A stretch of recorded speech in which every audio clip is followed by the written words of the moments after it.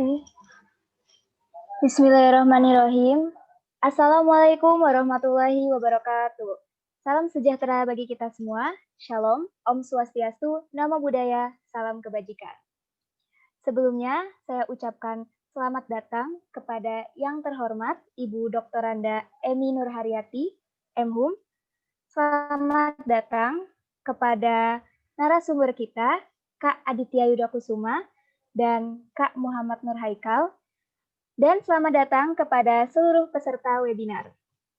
Pertama-tama, saya ucapkan puji syukur kehadirat Allah Subhanahu wa Ta'ala atas nikmat dan karunia-Nya, sehingga kita semua bisa menghadiri webinar pada hari ini, tanggal 28 November 2020. Oke, good evening and welcome to the second ECDC webinar dengan tema Find Your Passion to Become an Outstanding Student.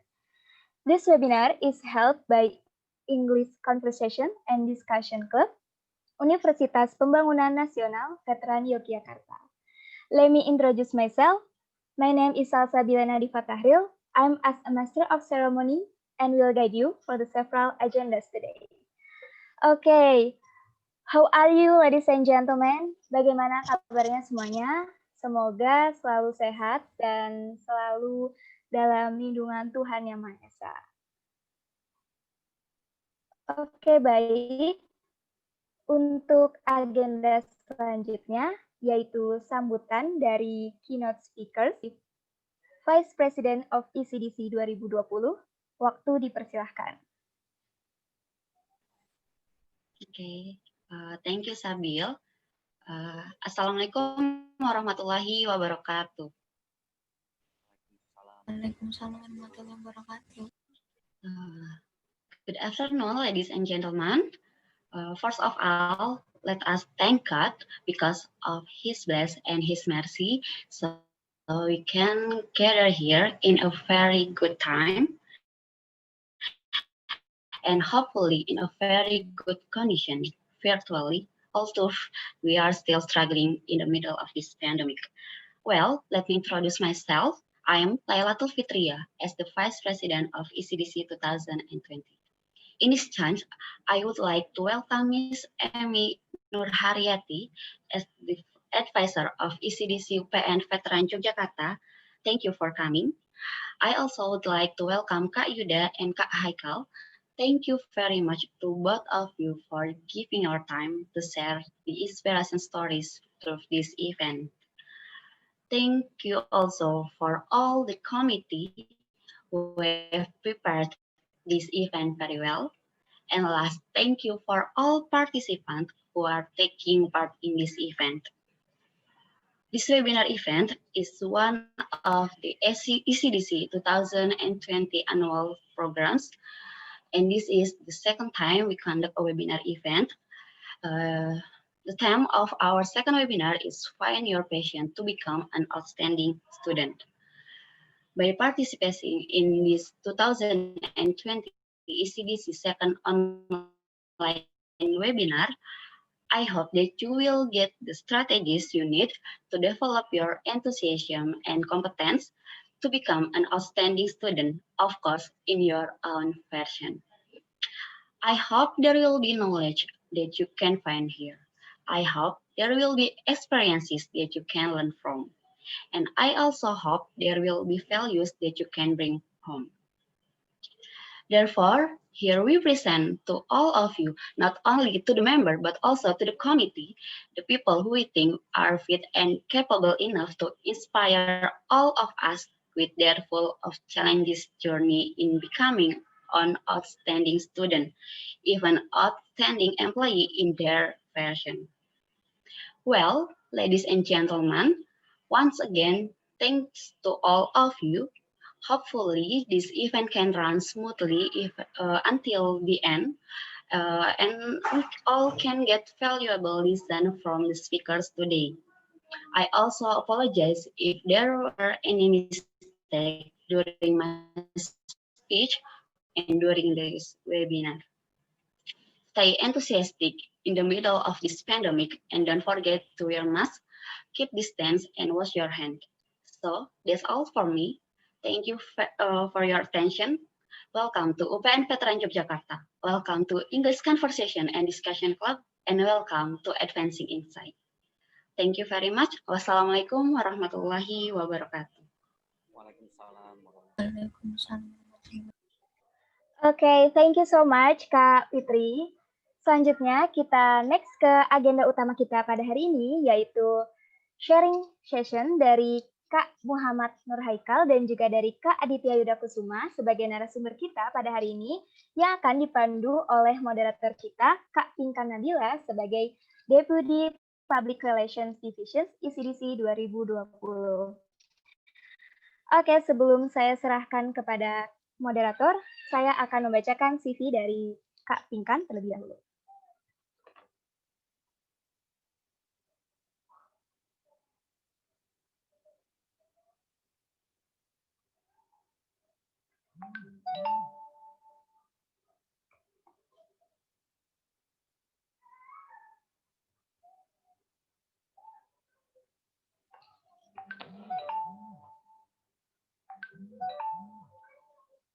Pinkan Nabila Nur Anissa is a college student of Communication Science, Universitas Pembangunan Nasional Veteran Yogyakarta, who has interest on public relations, marketing, and volunteering projects. Organizations, reporter on UPN TV Yogya, Vice Head of Divisions Public Relations, ECDC UPN Veteran Yogyakarta 2019-2020, Certificate, Top 7 of Public Relations Competition, Universitas Mercubuana 2019, Public Relations of All You Can Out YK Weekend 2020 Internship, MC of Webinar Kewirausahaan FISIP Anniversary UPN Veteran Yogyakarta 2020. Oke, thank you. Untuk selanjutnya, langsung saja saya serahkan kepada moderator, kepada Kak Pinkan Nabila. Waktu dipersilahkan. Okay, thank you, Sabil, for the time. Now, before we start our webinar, we would like to read the CV from our first speaker, Kak Aditya Yuda Kusuma.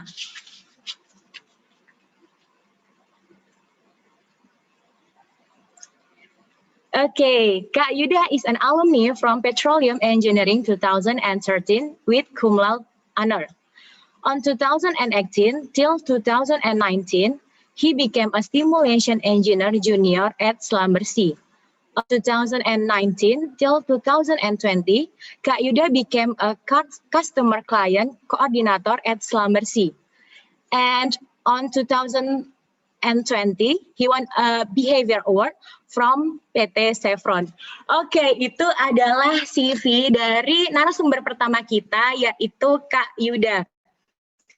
Oke, langsung aja kita sapa bareng-bareng Kak Yuda. Halo Kak Yuda. Halo semua. Oke, Kak. How was your day, Kak? I'm doing good. How are you? Oke, I'm good. Terima kasih ya Kak sudah meluangkan waktunya di sore hari ini untuk berbagi ilmu bareng-bareng nih sama teman-teman ICDC. Ya, terima kasih banyak juga buat panitia udah mengundang saya. Senang sekali bisa sharing dan ketemu lagi sama teman-teman ICDC ya. Oke, daripada kelamaan ya Kak, langsung aja deh ya kita mulai materi mengenai how to find and manage your passion. Oke, silakan Kak Yuda, time is yours. Oke.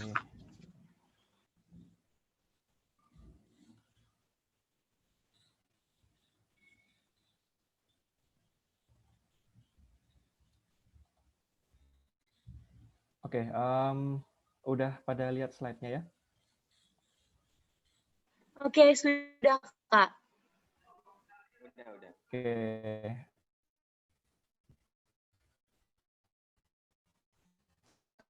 Ya udah, selamat sore semuanya. Mungkin masih pakai bahasa Indonesia ya.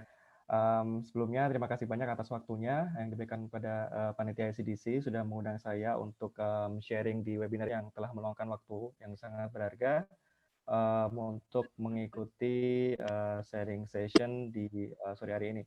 Dan saya senang sekali ya diundang sama panitia untuk sharing session yang meskipun nggak bisa bertatap muka langsung di kondisi pandemi seperti ini. Dan sesuai dengan tema yang diberikan panitia ya tentang sharing session ini, jadi panitia meminta saya untuk sharing tentang passion. Jadi bagaimana passion itu bisa mendrive kita ke sukses. Dan sebenarnya saya orang teknik ya, tapi saya diminta untuk memberikan sharing ini. But it's okay. Oke. Nah, jadi outline dari diskusi kita ini pada sore hari ini, what is passion? Terus how to find your passion, kemudian how to use your passion, dan yang terakhir adalah change your habit. Nah, sebelumnya, apa sih passion itu? Oke, jadi passion adalah suatu hal yang kita tidak akan pernah bosan untuk melakukannya. Dan kita akan rela mengorbankan segala hal untuk mencapai hal itu. Dan sebenarnya passion ini juga suatu hal yang sangat kita sukai. Gitu. Jadi sesuatu hal yang bisa kita lakukan berjam-jam tanpa kita merasakan kelelahan. Oke, sebelumnya apakah pernah teman-teman ngerasa dalam posisi bingung? Sebagai contoh, pernahkah teman-teman merasa ada di situasi ketika kamu nggak tahu harus ngapain? Terus kemudian apalagi untuk yang masih kuliah ya, gimana sih tips menghadapi perkuliahan dengan passion? Gimana kita bisa memanfaatkan passion untuk mendrive kita? So how do we overcome it? Oke, so first of all, yang pertama yang paling penting adalah kita harus mencari passion kita. Jadi sebenarnya cukup simpel ya untuk mencari passion. Yang perlu kalian lakukan dengan mencari passion yaitu kalian harus mencari tahu apa kesukaan kalian dan kalian melist down beberapa hobi yang kalian sukai dan juga beberapa hal yang kalian nggak sukai. Sebelum lanjut, mau tanya ke partisipan ya, suaranya dengar ya? Kedengeran. Oke, lanjut. So, how to find your passion? Oke, jadi yang perlu diketahui bahwasanya passion itu bisa berubah-ubah ya teman-teman. Jadi sebagai contoh, hal yang kamu sukai 10 tahun yang lalu, itu bisa jadi nggak kamu sukai sekarang. Dan hal yang kamu sukai sekarang, itu juga bisa jadi berubah di masa mendatang. Nah, dari sana kita bisa tahu bahwasanya passion itu bisa berubah-ubah dan berkembang. Contohnya saya ya, dulu saya waktu kecil suka main Lego. Begitu remaja, saya suka bongkar pasang alat elektronik seperti di gambar ini. Terus mungkin lately passion saya berubah ya, lebih ke trading ataupun tentang analisa ini. Nah, meskipun passion bisa berubah dan berkembang, sebenarnya kalau kalian perhatikan, meskipun berbeda-beda, tapi passion itu menjurus ke satu hal yang kurang lebih sama. Yaitu kalau di sini bisa dibilang bahwasanya passion saya itu analytical. Nah, jadi misal ada tantangan yang belum terpecahkan ataupun mungkin ada challenge, saya bisa tuh nahan nggak makan, mungkin tidurnya telat untuk sampai menyelesaikan challenge ini. Atau at least ada pencerahan untuk mencari passion, seperti yang saya bilang tadi. Kalian bisa coba buat nyari, melist down, kira-kira apa sih hobi kalian, dan dari hobi-hobi itu kira-kira secara garis besarnya kalian tipe orangnya seperti apa. Oke, nah begitulah cara menemukan passion ya teman-teman. Tapi sebenarnya tunggu dulu, karena saya juga akan menyampaikan satu hal, yaitu passion itu nggak akan menyelesaikan segalanya. Ingat bahwasanya passion nggak akan menghasilkan uang. Tetapi ketika kamu bisa expert dan bisa memberikan manfaat ke orang lain dengan passion yang kamu punya, itu baru teman-teman bisa menghasilkan uang dan bisa jadi passion itu mendrive kalian untuk jadi lebih baik. Gitu. Teman-teman juga harus identifikasi nih, apa sih profesi yang bisa teman-teman kerjakan dengan passion teman-teman tersebut. Sebagai contoh, saya kan suka analisis kan. Nah, terus kira-kira apa sih profesi yang memungkinkan untuk passion saya? Jadi sebagai contoh, mungkin saya cocok untuk bekerja di penelitian, engineering, maupun pekerjaan yang menggunakan analisa saya. Dan kemungkinan besar saya akan senang dan enjoy kerja di bidang tersebut. karena sebagian yang saya sebutkan tadi merupakan kesukaan saya. So that's why ketika kita bilang passion, sesuatu yang kita anggap sebagai passion itu akan membuat kita tidak lelah untuk melakukannya. Oke, sebagai contoh di sini ya. Oke, sebagai contoh ketika teman-teman ada yang mungkin suka main musik nggak di sini?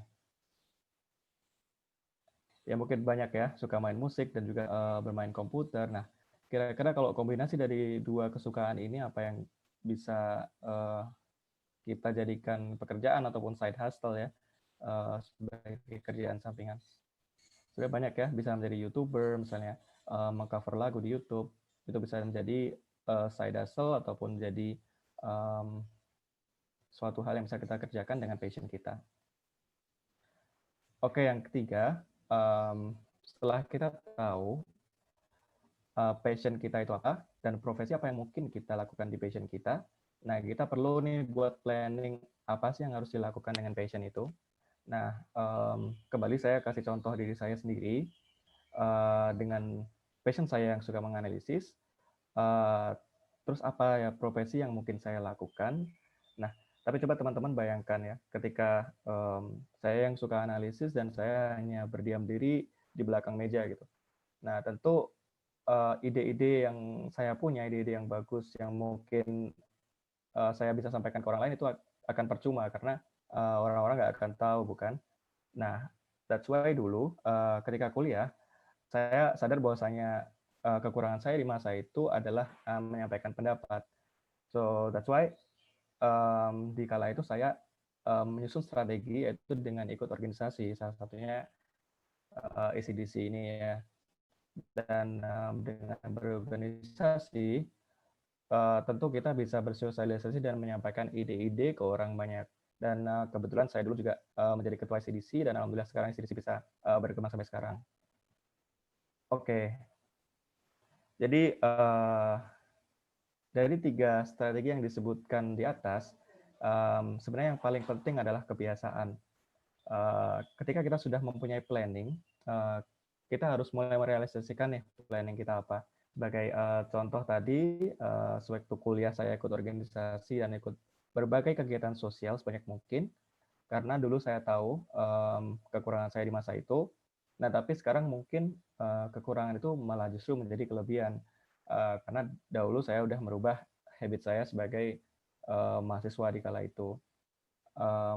Sebenarnya untuk menjadi mahasiswa yang, karena di sini banyak dari mahasiswa ya partisipannya, mungkin pandangan saya terhadap passion itu sendiri dan juga apa sih sebenarnya yang bisa digali sewaktu kita masih di bangku kuliah. Terlepas dari nilai akademik pastinya, kehidupan di kampus itu harus tetap balance ya. Jadi tidak melulu kita di akademis, tapi juga organisasi itu juga hal yang penting. Dan juga mungkin ada sebagian dari kalian yang ikut sebagai laboratorium praktikan ataupun mungkin menjadi koordinator event-event.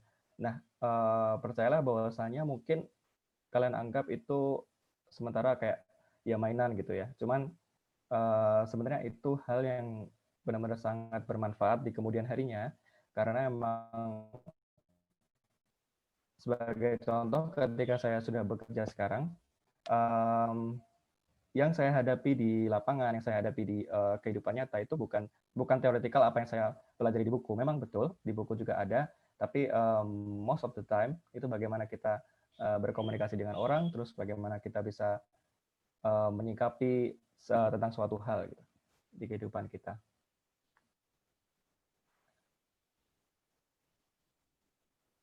Oke, nah jadi di sini ya teman-teman, ini ada quote yang cukup menarik ya. Jadi I can atau saya bisa itu 100 kali lebih penting daripada IQ. Jadi yang mana kalian kalau diartikan ya, manusia itu yang penting adalah usahanya. Karena mungkin masing-masing orang punya kemampuan yang berbeda-beda ya. Dan masing-masing orang juga punya karakter yang berbeda-beda. Nah, tapi saya sendiri pun merasa gitu bahwasanya mungkin banyak orang-orang yang lebih pintar daripada saya secara akademis. Tapi mungkin yang membedakan adalah usahanya dan apa yang dilakukan ketika khususnya ketika kuliah gitu. Dan juga seperti yang sebelumnya saya katakan, bahwasanya habit itu juga perlu diganti secara untuk in real-nya gimana contohnya? Ya ketika kita bisa bangun pagi, terus kita bisa membiasakan untuk membaca buku ataupun lain sebagainya. Nah, jadi di sini juga ada yang moto hidup saya, yaitu life is just a matter of perspective gitu. Jadi kalau yang saya lihat bahwasanya hidup itu adalah seni untuk menyikapi sesuatu. Sebagai contoh real ya, dulu sewaktu kuliah mungkin saya dosen skripsinya mungkin menurut teman-teman saya itu cukup ini ya apa namanya killer dan mungkin lebih menantang gitu. Nah, cuman saya itu memandang sebagai hal yang lain. Saya memandang bahwasanya ini bukanlah sebuah ketakutan, cuman justru sebagai challenge. Seperti kalau kalian contoh, kalian lihat ya, kalau kalian main game terus kalian naik level, terus kemudian kesulitannya semakin tinggi, justru kalian akan lebih bersemangat dan kalian akan lebih akan lebih bersemangat untuk menjalani itu. Dan dulu juga waktu itu dosen saya pun pernah bilang gitu, Yuda kenapa kamu kayak polisi gitu di waktu itu. Terus saya pun bertanya balik, kenapa Pak? Bapaknya bilang bahwasanya kamu kayak polisi karena tiap hari ngejar-ngejar saya. Jadi dari situ saya bisa menyimpulkan bahwasanya semakin kita di challenge, jadi justru kita semakin semangat nih untuk melakukan challenge itu. Jadi life is a matter of perspective ini sebenarnya bisa diaplikasikan di banyak kehidupan dan berbagai sudut pandang ya. Jadi bagaimana kita melihat bahwasanya kesulitan itu bukan kesulitan, cuman itu sebagai challenge yang justru bisa mendrive kita untuk menjadi lebih baik.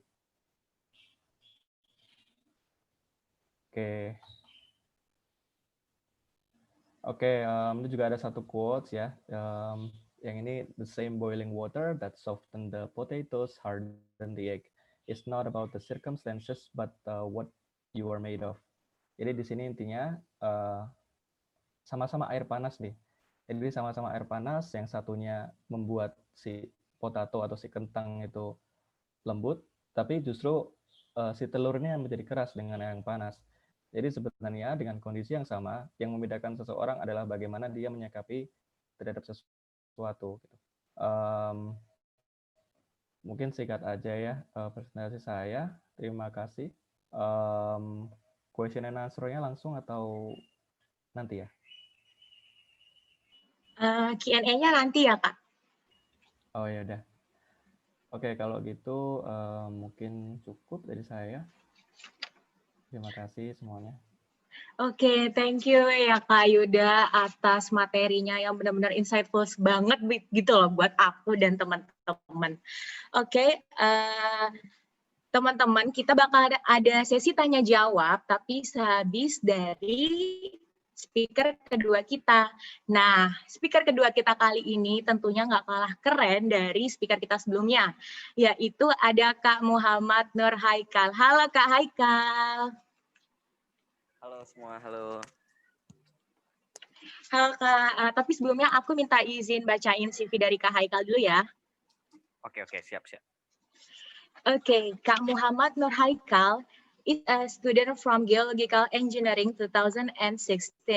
On 2017 till 2018, he became a president of ECDC UPN Veteran Yogyakarta. On 2018, he became a head of Humas Division of HMTG Pangyao UPN Veteran Yogyakarta. On 2018, he became a participant of Jarum Character Building. On 2019, he became a participant of Jarum Leadership Development. Oke, tadi adalah CV dari speaker kedua kita, yaitu Kak Haikal. Oke, Kak Haikal, gimana Kak kabarnya, Kak? Alhamdulillah baik banget malah.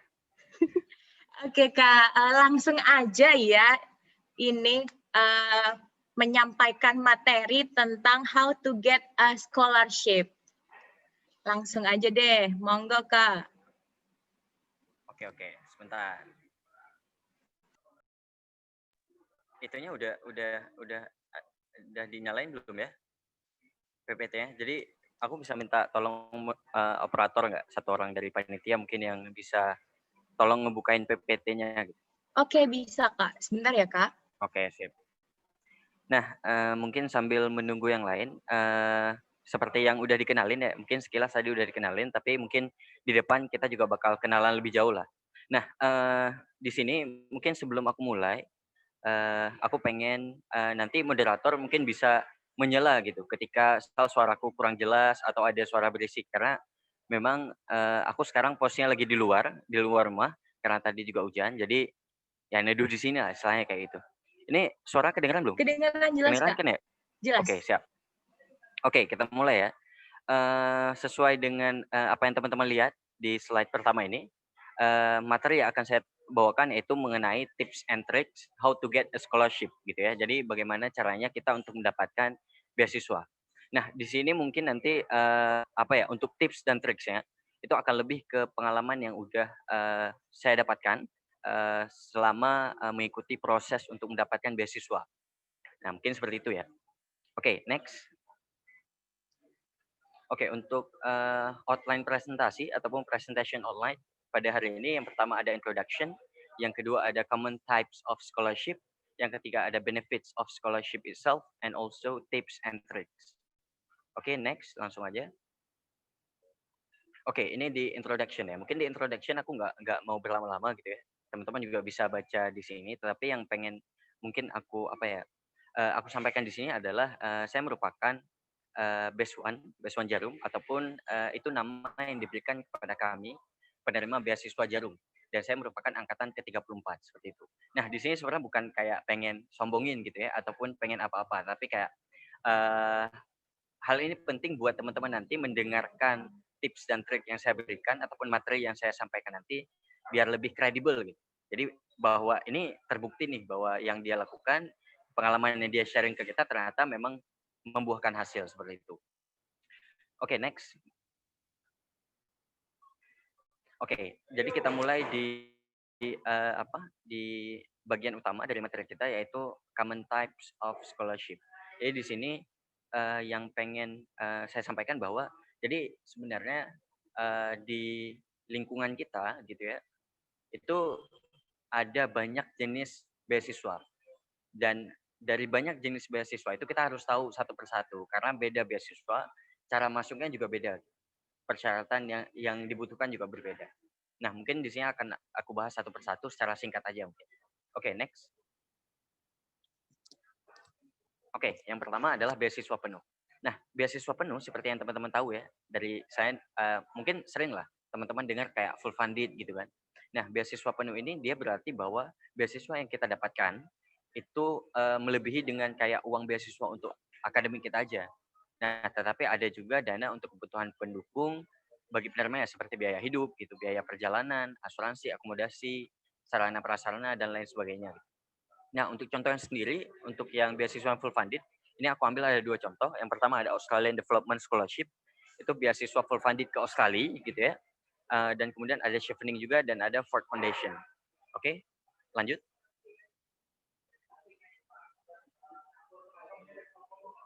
Next, operator. Oke, yang kedua ada beasiswa bantuan. Jadi untuk beasiswa bantuan ini, dia itu spesifik seperti beasiswa yang diberikan kepada orang-orang yang kurang mampu seperti itu. Nah, seperti contoh yang paling kita sering lihat adalah bidik misi. Tapi sebenarnya nggak cuma bidik misi, banyak juga semisal perusahaan-perusahaan swasta yang nanti akan masuk ke kategori beasiswa swasta. Tetapi dia kategorinya masuk lagi ke kategori beasiswa bantuan. Di mana beasiswa bantuan ini dia itu diperuntukkan untuk teman-teman kita yang memiliki ketidakmampuan finansial. Nah, jadi yang membedakan beasiswa bantuan dan beasiswa yang lain nanti biasanya ada di bagian administrasi, di mana teman-teman harus mendapatkan surat keterangan miskin seperti itu ya, ataupun surat keterangan tidak mampu. Oke, lanjut. Nah, yang ketiga ini ada beasiswa ikatan dinas, seperti ya terdengar dari namanya ya. Jadi ketika kita telah mendapatkan beasiswa ikatan dinas ini, kita tuh harus mengabdikan diri, gitu. Ataupun kita harus bekerja ke mereka, ataupun kita harus memberikan timbal balik dalam bentuk apapun. Nah, biasanya beasiswa ini tuh juga dikatakan sebagai beasiswa sponsor gitu. Ada juga yang mengatakan seperti itu. Nah, biasanya ketika yang memberikan sponsor itu bisa aja dari bentuk yayasan dan sebagainya. Oke, lanjut. Nah, kemudian beasiswa non akademik. Jadi beasiswa non akademik ini secara singkatnya adalah dia itu beasiswa yang bukan akademik. Bukan akademik dalam artian kayak apakah prestasi kuliah, apakah beasiswa penelitian segala macam. Tapi beasiswa non akademik biasanya yang paling sering kita lihat adalah beasiswa olahraga. Nah, contohnya adalah beasiswa bulu tangkis yang diberikan oleh Jarum gitu ya. Nah, itu contoh yang mungkin yang paling sering kita lihat. Ataupun beasiswa Indomaret juga kalau teman-teman ada yang tahu, itu juga ada beasiswa untuk pemain voli. Nah, gitu ya. Oke, lanjut. Nah, kemudian ada beasiswa penghargaan. Jadi beasiswa penghargaan ini bisa teman-teman baca, indikatornya adalah indeks prestasi akumulatif gitu ya. Kumulatif yaitu nilai IPK lah, IPK teman-teman yang dilihat. Dan biasanya yang paling sering kita lihat ataupun paling paling lumrah ya kita sebagai mahasiswa adalah beasiswa penghargaan dari kampus ataupun juga bisa dibilang ada yang mau press gitu ya. Karya cendikia kalau di UPN gitu ya dan lain sebagainya. Jadi itu merupakan beasiswa penghargaan. Nah, sini mungkin disclaimer sedikit. Jadi aku di sini nggak akan terlalu menjelaskan ya untuk tipe-tipe beasiswanya karena poinnya yang pengen aku sharing, value pengen aku bawa adalah mengenai tips dan triknya tadi. Jadi di sini cuma sekedar pengetahuan umum aja buat teman-teman. Oke, lanjut.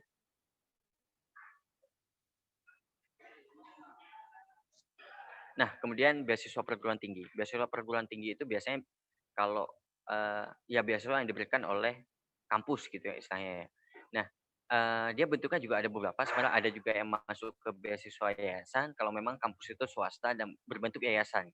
Ada juga misal dari kementerian gitu ya, yang mengatasnamakan kampus juga gitu. Dan sebenarnya kayak program yang kita dapatkan seperti kuota gitu ya, kuota belajar gitu ya, dan sebagainya itu juga sebenarnya termasuk dalam beasiswa dari perguruan tinggi yang diberikan gitu ya. Oke, lanjut. Nah, kemudian juga ada beasiswa dari negara lain.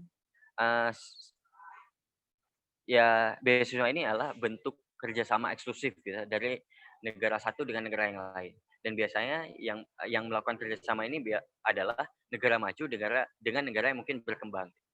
Nah, fungsinya adalah yang pertama mungkin bisa keuntungan secara diplomatis dan juga bisa pertukaran ilmu pengetahuan dan juga kayak mungkin dalam Islam marketing mereka juga pengen membranding bahwa negara ini peduli dengan orang-orang yang fokus dalam dunia pendidikan seperti itu. Nah, untuk contohnya yang paling sering kita lihat seperti Fulbright gitu ya, itu dari Amerika Serikat.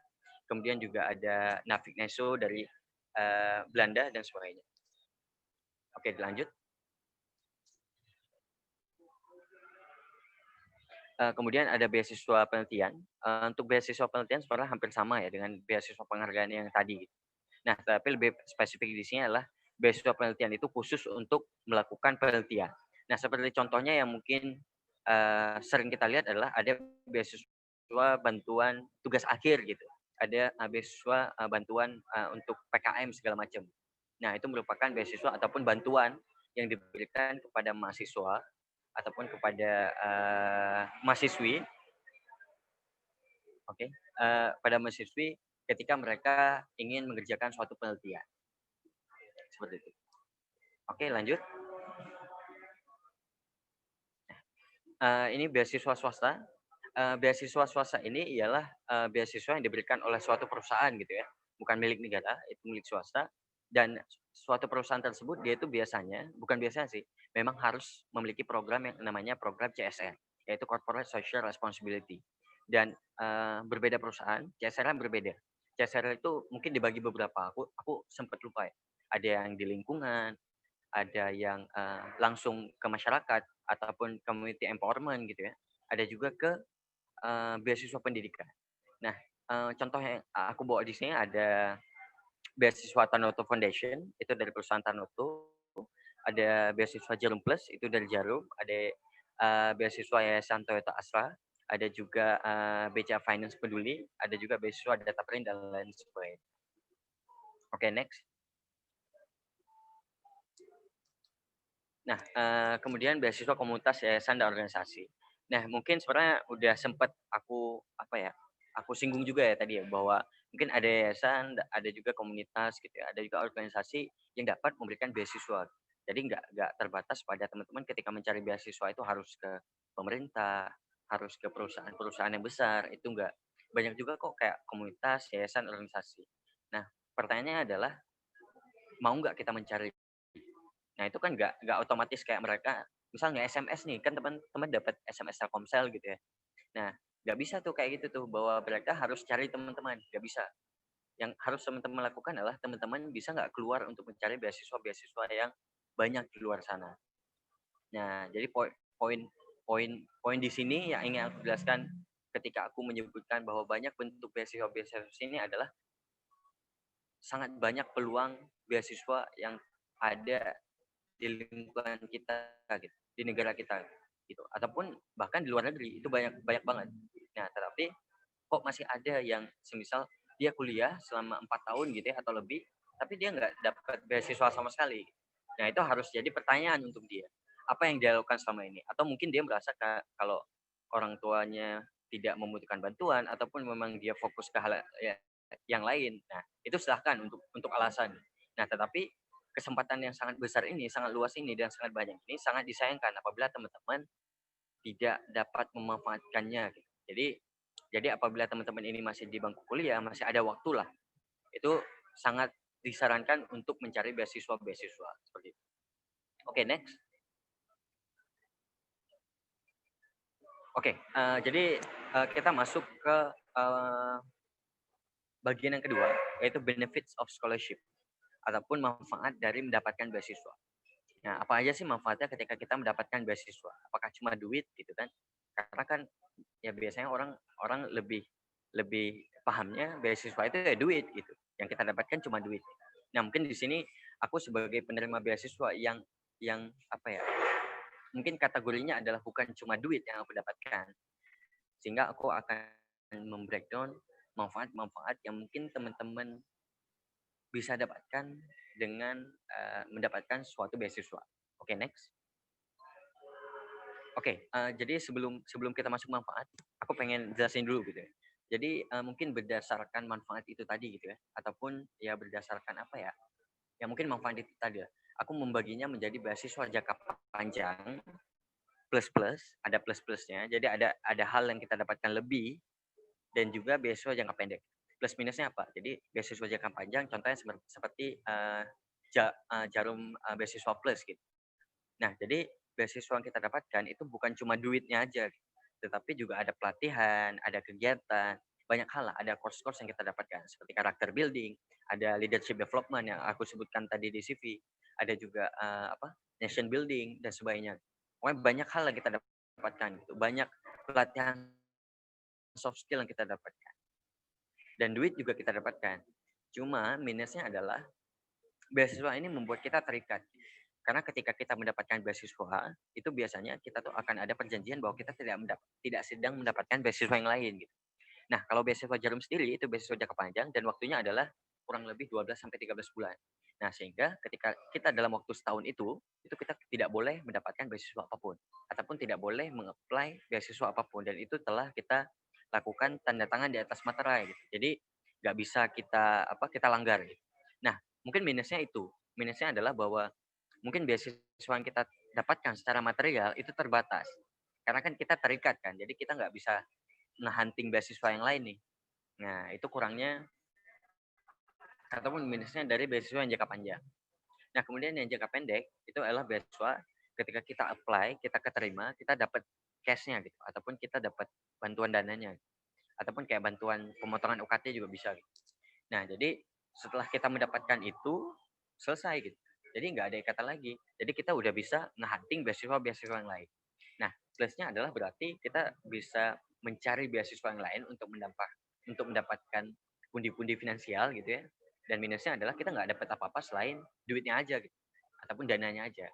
Nah, mungkin itu dulu ya, biar biar teman-teman dapat gambaran dulu nih ketika aku menjelaskan kenapa ada manfaat yang lain. Oke, next. Ini sampai sini suaranya kedengeran ya? Aman ya? Aman, Kak. Oke. Next slide. Oke, jadi ini benefit yang apa ya? Yang bisa aku breakdown ya dari pengalaman aku dapatkan, yaitu selama mungkin hampir 13 bulan mendapatkan beasiswa Jarum dengan segala pelatihan yang ada, segala kegiatan yang ada. Nah, yang pertama benefitnya adalah yang udah pasti menambah uang jajan. Nah, menambah uang jajan ini dalam arti ketika mungkin apa ya, teman-teman ada duit lebih nih, baik untuk baik membeli cara lain.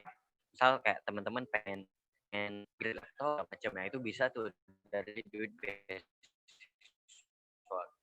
Ataupun kayak apa gitu ya, foya-foya atau apa gitu ya. Tapi ya jangan sampai foya-foya. Nah, membantu ekonomi orang tua ini teman-teman akan dipakai untuk misal bayar kosan gitu, sehingga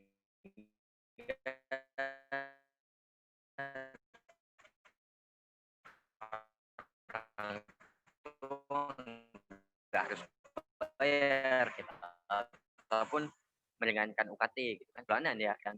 Nah, ini salah satu keuntungan dan kita bertemu dengan penerima beasiswa yang lain gitu. Dan itu yang aku rasakan ketika aku mendapatkan beasiswa Jarum gitu ya, jadi beasiswa Jarum. Jadi kita sangat sering diadakan kegiatan, baik kita kumpul per region gitu ya. Region itu per Yogyakarta misal, ataupun kita kumpul senasional. Nah, di situ apa ya? Mungkin ini bukan menyombongkan ya. Mungkin memang apa ya, digadang-gadang mungkin ya, digadang-gadang bahwa beasiswa Jarum ini merupakan beasiswa terbaik di Indonesia.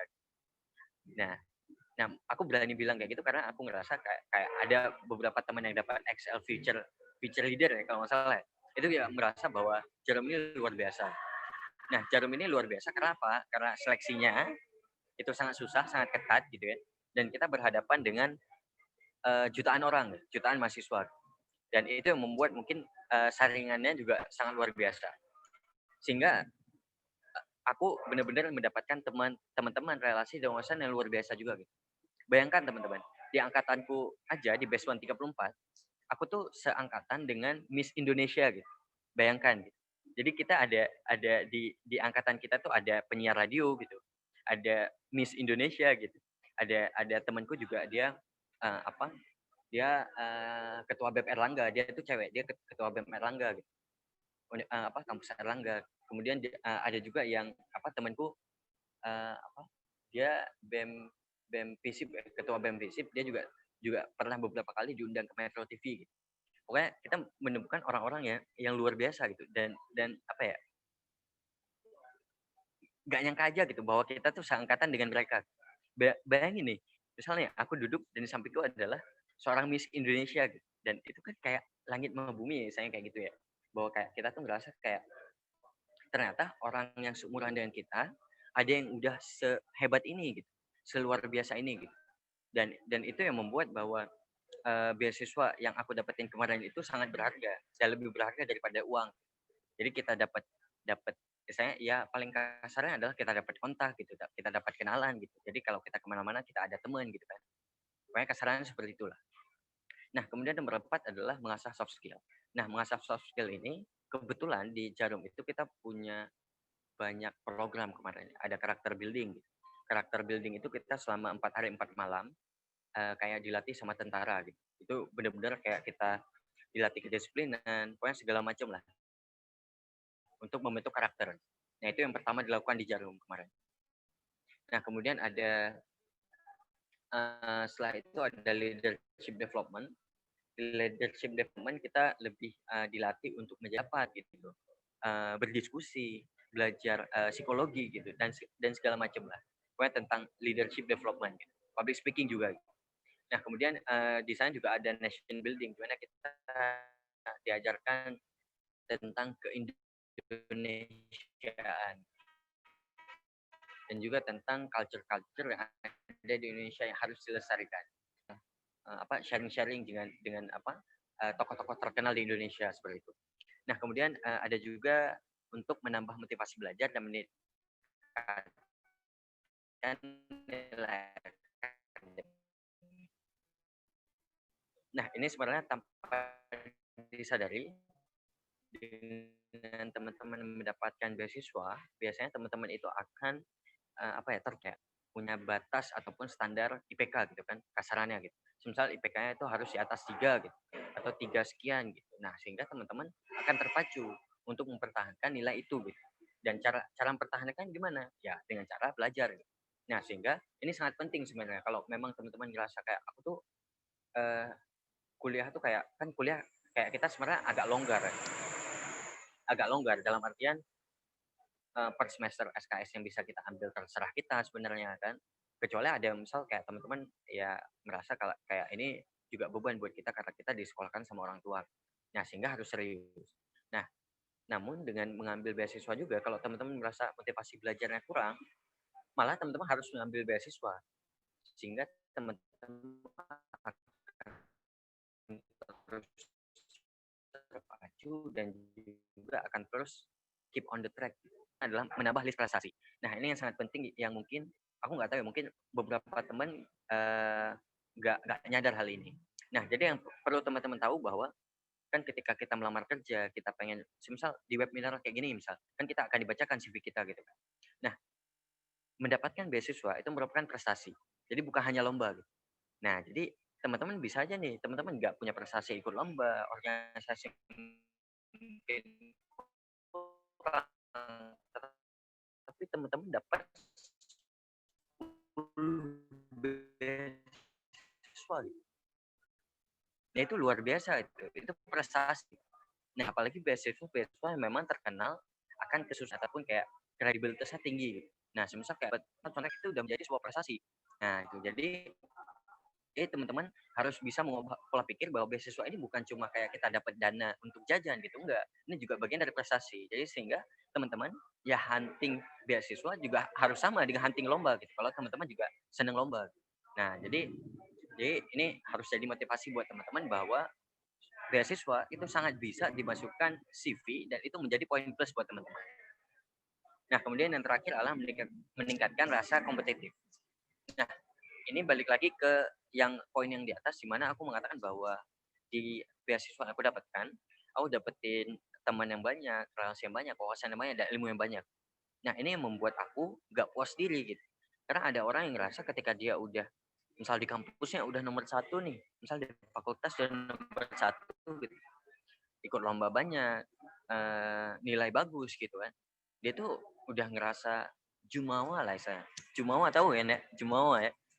Nah, sombong gitu, congkak gitu kan. Nah, dengan teman-teman, dengan kita mendapatkan beasiswa, kita kenal dengan orang yang lebih hebat, yang mungkin kayak kita tuh nggak kepikiran gitu ke dunia mereka gitu. Nah, itu juga akan meningkatkan rasa kompetitif yang kita punya gitu.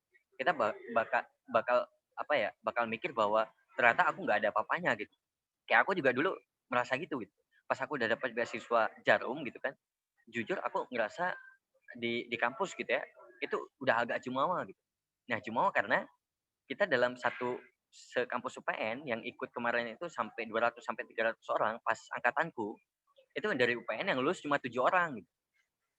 Dan di fakultasku yang lulus cuma 3 orang gitu. Nah, itu udah agak jumawa kan karena kayak kita tuh kedengeran kemana-mana gitu nama kita gitu. Nah, ternyata pas kita kumpul Best One seluruh Indonesia, kita ketemu Miss Indonesia, ketemu orang hebat-hebat lainnya gitu. Malah kita tuh bukan apa-apa gitu. Nah, sehingga itu yang dapat menumbuhkan rasa kompetitif kita gitu. Nah, itu yang sangat penting dari mendapatkan sebuah beasiswa. Oke, next.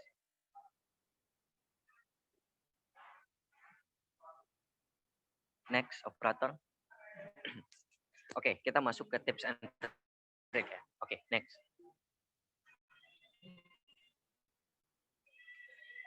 Oke, jadi tips and trick-nya aku bagi ke dalam 4 kategori gitu ya. Dalam artian di sini adalah ini sebenarnya tes yang harus aku lalui ketika aku mendapatkan beasiswa jarum, beasiswa jangka panjang yang plus-plus tadi. Nah, untuk beasiswa yang jangka pendek itu biasanya nanti akan ada hanya sebatas administrasi ataupun mungkin ada beberapa yang ada writing test.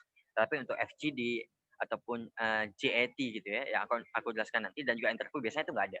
Nah, sehingga nanti aku akan jelasin tips and triknya ke empat-empatnya biar istilahnya teman-teman ikut beasiswa manapun itu udah ke cover ya istilahnya seperti itu. Oke, next. Oke, jadi yang pertama administration. Jadi di sini tuh nggak ada tulisan apa-apa ya. Jadi aku akan menjelaskan secara verbal aja. Gitu. Ntar kalau suaranya kurang jelas atau ada noise apapun, moderator tolong di ini ya, dicela ya. Oke, Kak, siap. Oke, di bidang administrasi. Jadi kan ini bidang bukan bidang, istilahnya tes paling awal, bagian paling awal ketika teman-teman pengen masuk ataupun mencoba suatu beasiswa. Jangan kalah sebelum bertanding. Nah, apa itu? Itu adalah ketika banyak orang yang menyerah ketika berkasnya itu banyak. Gitu. Nah, itu ada tuh. Jadi dia tuh udah nyicil beberapa berkas, tetapi ada berkas yang misal gak selesai ataupun berkas yang apa ya, yang mungkin dia nggak tahu dapetin di mana gitu. Dia udah nyerah. Nah, itu yang banyak sekali terjadi pada istilahnya apa ya, hunter-hunter beasiswa gitu ya. Nah, kenapa orang tuh kenapa nggak beasiswa cukup sangat banyak, kenapa nggak semua orang ikut gitu? Karena itu tadi, jadi ada yang nyerah sebelum bertanding. Nah, meninjau lagi apa poin yang pertama tadi, untuk mengurus berkas beasiswa itu nggak boleh mepet. Nah, kenapa nggak boleh mepet? Karena gini teman-teman. Jadi berkas beasiswa itu kan sebenarnya ada yang banyak, ada yang simple, ada yang ribet gitu kan. Itu tergantung beasiswa masing-masing. Nah, tetapi jangan mepet di sini adalah dalam artian teman-teman itu harus menyiapkan jauh hari. Karena sebenarnya kan waktu yang diberikan untuk persyaratan ataupun pendaftaran beasiswa biasanya itu lama. Ada yang sebulan, ada yang 2 bulan. Itu kan waktu yang lama kan. Nah, yang sering terjadi adalah karena waktu yang lama, karena mahasiswa senengnya deadline gitu, senengnya mepet, maka yang dikerjakan adalah seminggu sebelum pengumpulan gitu. Nah, itu yang salah gitu. Yang salahnya kenapa? Karena nanti sebenarnya berkas yang diminta itu biasanya itu pengurusannya itu nggak bisa sehari 2 hari. Ada juga yang lama, tergantung kampus, tergantung kayak kita harus ngurus kemana. Nah, jadi teman-teman harus mempersiapkan itu.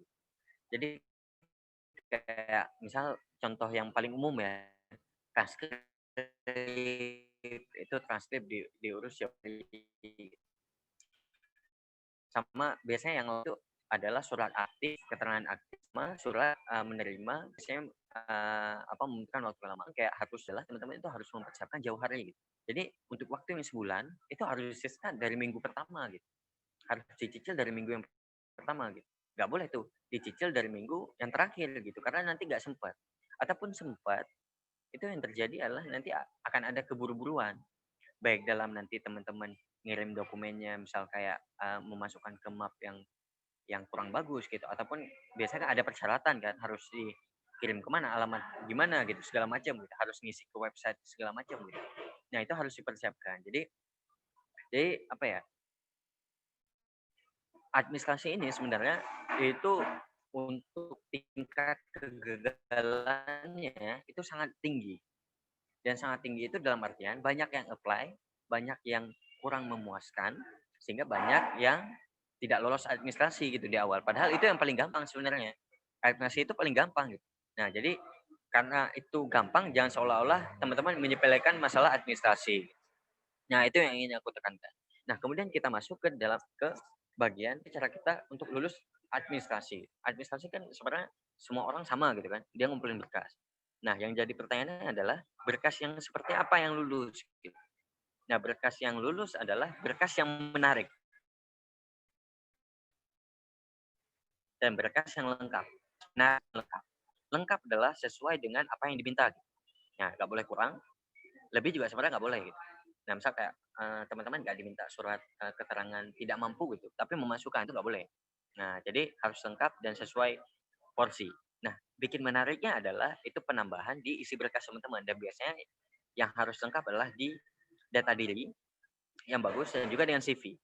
Nah, mungkin di CV aku nggak bakal terlalu menjelaskan ya, karena itu kan sebenarnya penjelasan untuk CV yang baik kan juga dalam kan. Nah, tapi pengen CV yang baik adalah CV jangan lah. Nah, jadi CV itu yang benar-benar menarik dan niat. Nah, CV yang menarik itu mungkin CV yang oh oke. Mungkin CV yang kayak Pinkan liatin tadi gitu ya. Jadi CV-nya ada desainnya gitu dan desainnya itu nggak norak, profesional. Mungkin seperti itu. Oke, next. Oke, kemudian di writing test gitu ya. Writing test ini biasanya itu ada 2 tipe.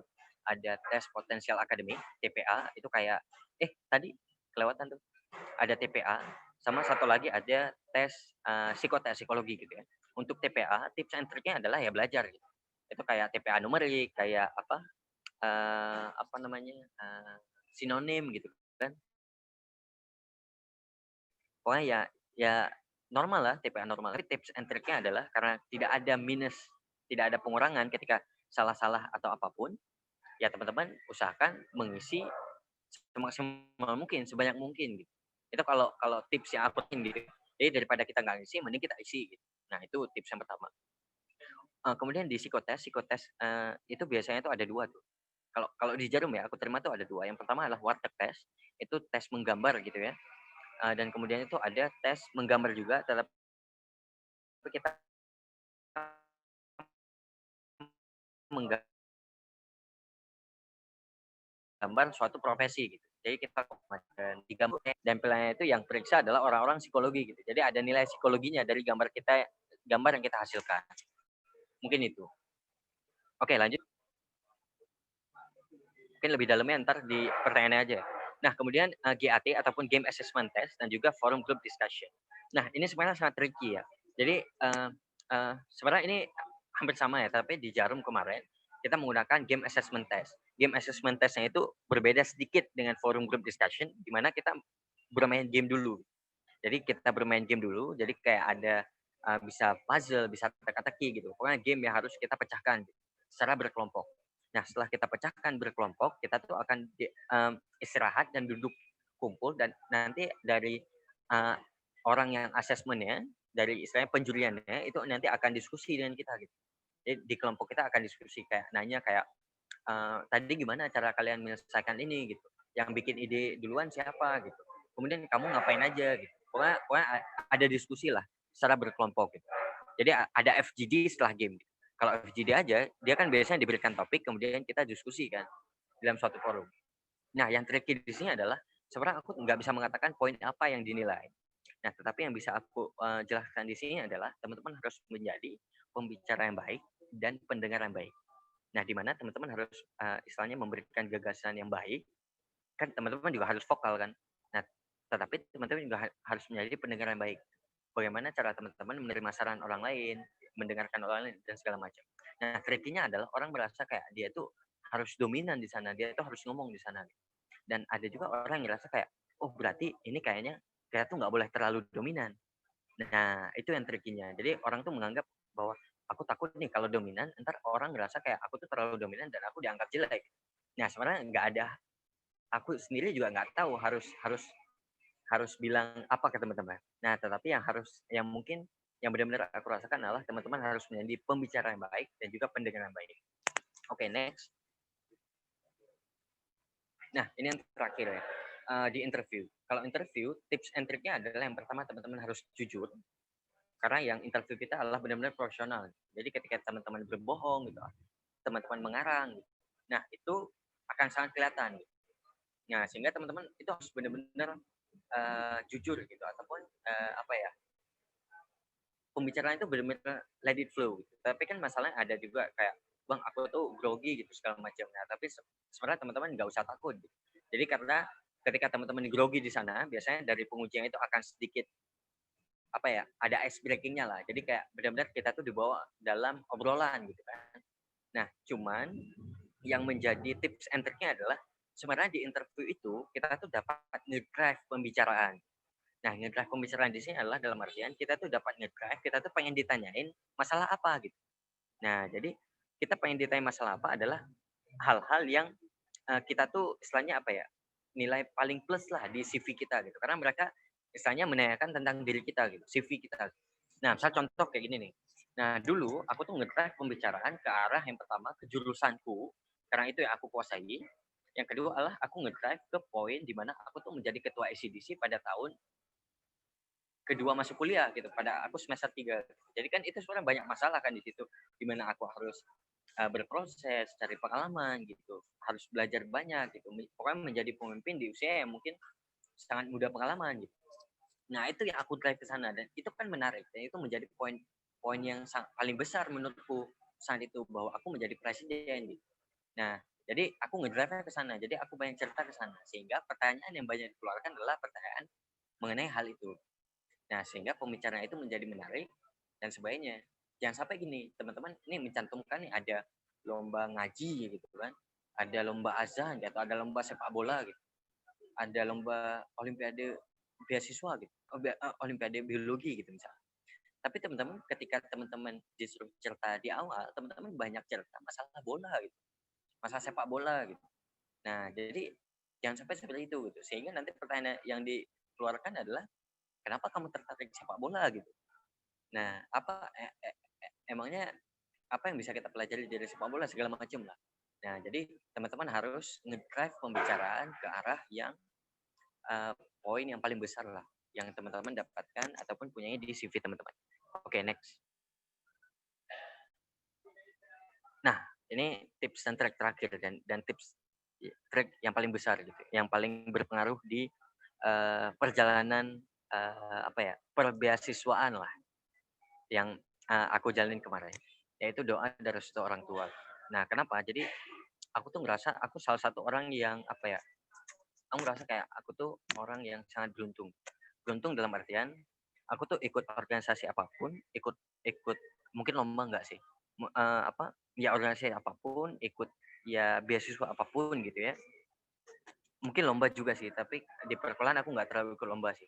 Nah, tetapi yang aku rasakan adalah ketika aku minta doa dan restu orang tua, aku selalu lolos gitu. Nah, aku nggak tahu kenapa. Nah, itu benar-benar sesuatu hal yang aku nggak bisa pungkiri. Dalam artian aku ikut beberapa organisasi, beberapa asisten gitu kan, ikut lomba juga gitu dulu di SMA gitu sampai tingkat nasional gitu. Malah aku tuh ngerasa kayak aku tuh nggak bakal menang gitu. Nah, tetapi yang terjadi adalah aku menceritakan hal tersebut ke orang tuaku. Sebenarnya kita nggak harus kayak misal basa-basi, minta doa restu gitu, enggak sih. Aku ngerasa itu mungkin nggak cukup sih. Yang harus kita lakukan adalah ceritakan keluh kesah kita gitu. Sehingga mungkin doa yang dilakukan oleh orang tua kita bakal lebih mantap. Dalam artian orang tua kita paham situasi yang kita dapatkan. Nah, mungkin yang aku rasakan itu sih. Jadi aku tuh setiap ngikut beasiswa kemarin gitu, ngikut dulu juga aku ngikut STAN sampai lolos tapi nggak aku ambil. Nah, yang aku rasakan adalah aku tuh selalu menceritakan gitu. Jadi setiap step aku lolos, aku ceritain semuanya. Aku juga bilang kalau aku minder kayaknya nggak bakal lolos gitu. Nah, yang terjadi adalah doa orang tuaku selalu menyelamatkan ataupun istilahnya membalikkan mungkin realita yang ada di pikiranku. Nah, mungkin ini adalah tips dan trik yang paling besar yang bisa aku berikan ke teman-teman, di mana mungkin juga soalnya aku ngerasa kayak ada beberapa dari kita yang nggak terlalu dekat gitu sama orang tua, nggak terlalu terbuka. Nah, sehingga kalau dalam hal ini, kalau teman-teman pengen lancar dalam segala hal, itu doa dari seorang tua adalah nomor 1. Nah, mungkin itu aja yang dapat aku sampaikan di sini, karena waktu juga sangat sedikit, dan nanti kalau teman-teman ada yang ingin memperdalam masalah tips and trick di bagian tertentu, nanti bisa ditanya di bagian tanya jawab. Oke, mungkin itu aja. Aku ucapkan terima kasih atas perhatian teman-teman semuanya. Aku tutup. Wabillahi taufiq wal hidayah. Assalamualaikum warahmatullahi wabarakatuh. Waalaikumsalam warahmatullahi wabarakatuh. Terima kasih Kak Haikal atas pemaparannya, sangat jelas sekali gitu ya. Ya, sama-sama. Oke, sekarang kita masuk ke sesi tanya jawab. Jadi bagi teman-teman yang mungkin masih kepo atau masih penasaran atau mungkin masih bingung mengenai materi yang barusan disampaikan oleh kedua speaker hebat kita, langsung aja drop question di chat box yang sudah tersedia. Oke, ini sudah ada pertanyaan dari Irfah Octavian. Kak Yuda, menurut Kak Yuda gimana sih tips agar kita bisa lolos beasiswa? Ini kayaknya buat Kak Haikal ya. Agak salah ya ini, Irfa nggak apa-apa. Gimana sih tips agar kita bisa lolos beasiswa yang ditawarkan sebuah badan lembaga apabila syaratnya dalam bentuk pembuatan essay tertulis? Lalu gimana sih tipsnya agar lolos beasiswa pada tahap wawancara? Gitu, Kak. Berarti silakan Kak Haikal mungkin. Tadi sebenarnya nggak sempat aku jelaskan masalah essay. Jadi kan ada juga beberapa beasiswa. Ini suara kedengeran ya? Kedengeran nggak? Oke, jadi ada beberapa beasiswa yang kayak kita tuh cuma ngumpulin berkas gitu.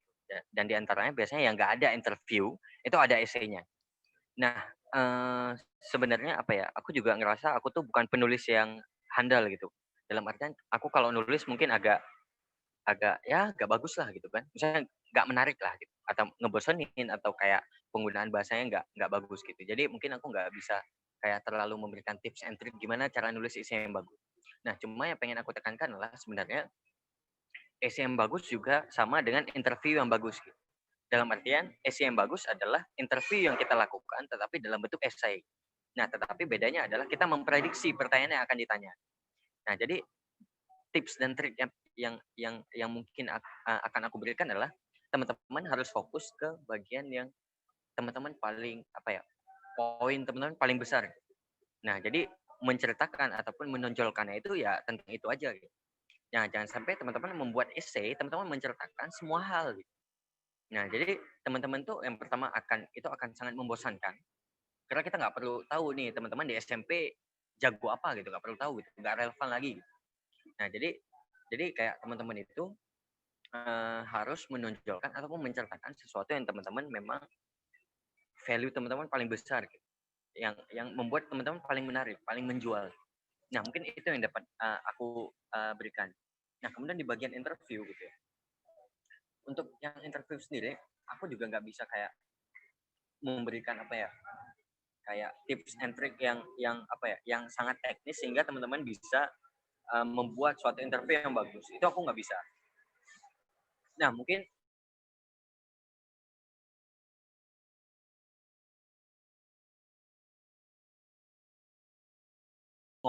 ngobrol menarik gitu. Ada juga orang seperti itu. Misal kayak contohnya kayak aku kalau nulis jelek gitu. Mungkin kalau secara lisan itu akan lebih menarik ketika interview, sehingga aku akan memilih beasiswa yang nggak nulis esai gitu. Nah, jadi seperti itu. Nah, untuk yang interview yang bagus tadi ya seperti yang aku jelaskan di awal, jadi teman-teman bisa nge-drive arah pembicaraan ke bagian-bagian yang teman-teman kuasai ataupun value teman-teman yang paling tinggi. Nah, mungkin itu sih jawaban yang bisa aku berikan untuk sekarang. Oke Kak, terima kasih. Jadi itu sudah terjawab ya Irfa. Oke, selanjutnya ada dari Putri Aprilia Cahyanti untuk Kak Haikal juga. Untuk informasi beasiswa biasanya akan diinfokan oleh kampus atau kita yang harus aktif mencari tahu sendiri? Terima kasih. Oke, jadi untuk info beasiswa, kampus juga ada yang menginfokan. Tetapi kalau yang kampus infokan itu kan terbatas kan. Misal kayak beasiswa penelitian gitu kan, segala macam. Nah, ya gak apa-apa kalau teman-teman memang menunggu dari kampus. Itu hak teman-teman. Nah, tetapi sebenarnya udah banyak kok kayak akun-akun sosial media yang benar-benar fokus ke menge-share info beasiswa gitu ataupun di website tertentu. Iya. Jadi jangan terbatas kalau teman-teman harus nunggu kampus, nunggu fakultas. Itu mungkin dalam setahun teman-teman cuma dapat satu info gitu. Ataupun dalam 2 tahun teman-teman cuma dapat satu info. Nah, jangan seperti itu, tetapi teman-teman itu harus kayak lebih kepo lagi kalau memang teman-teman benar-benar serius untuk mencari beasiswa. Itu sama aja kayak kita cari lomba, sama persis kok. Kalau lomba kan kampus kan nggak nge-share seluruh lomba yang ada gitu kan. Nah, tetapi kan ada juga akun-akun lomba gitu ya yang nge-share masalah lomba. Nah, jadi sama persis. Jadi untuk mencari beasiswa dengan mencari lomba untuk kita itu sama persis. Kalau teman-teman menunggu dari kampus aja atau apapun itu sangat tidak disarankan sih. Ya gitu. Oke Kak, terima kasih. Selanjutnya ada dari Tala ke Kak Haikal juga. Seperti yang sudah dijelaskan bahwa ada banyak beasiswa yang tersebar di Indonesia, utamanya seperti yang kita ketahui juga beasiswa-beasiswa tersebut banyak dan beragam, terutama beragam persyaratannya. Yang mau saya tanyakan, apakah syarat atau bekal yang perlu kita persiapkan agar bisa lolos beasiswa secara umum, secara general?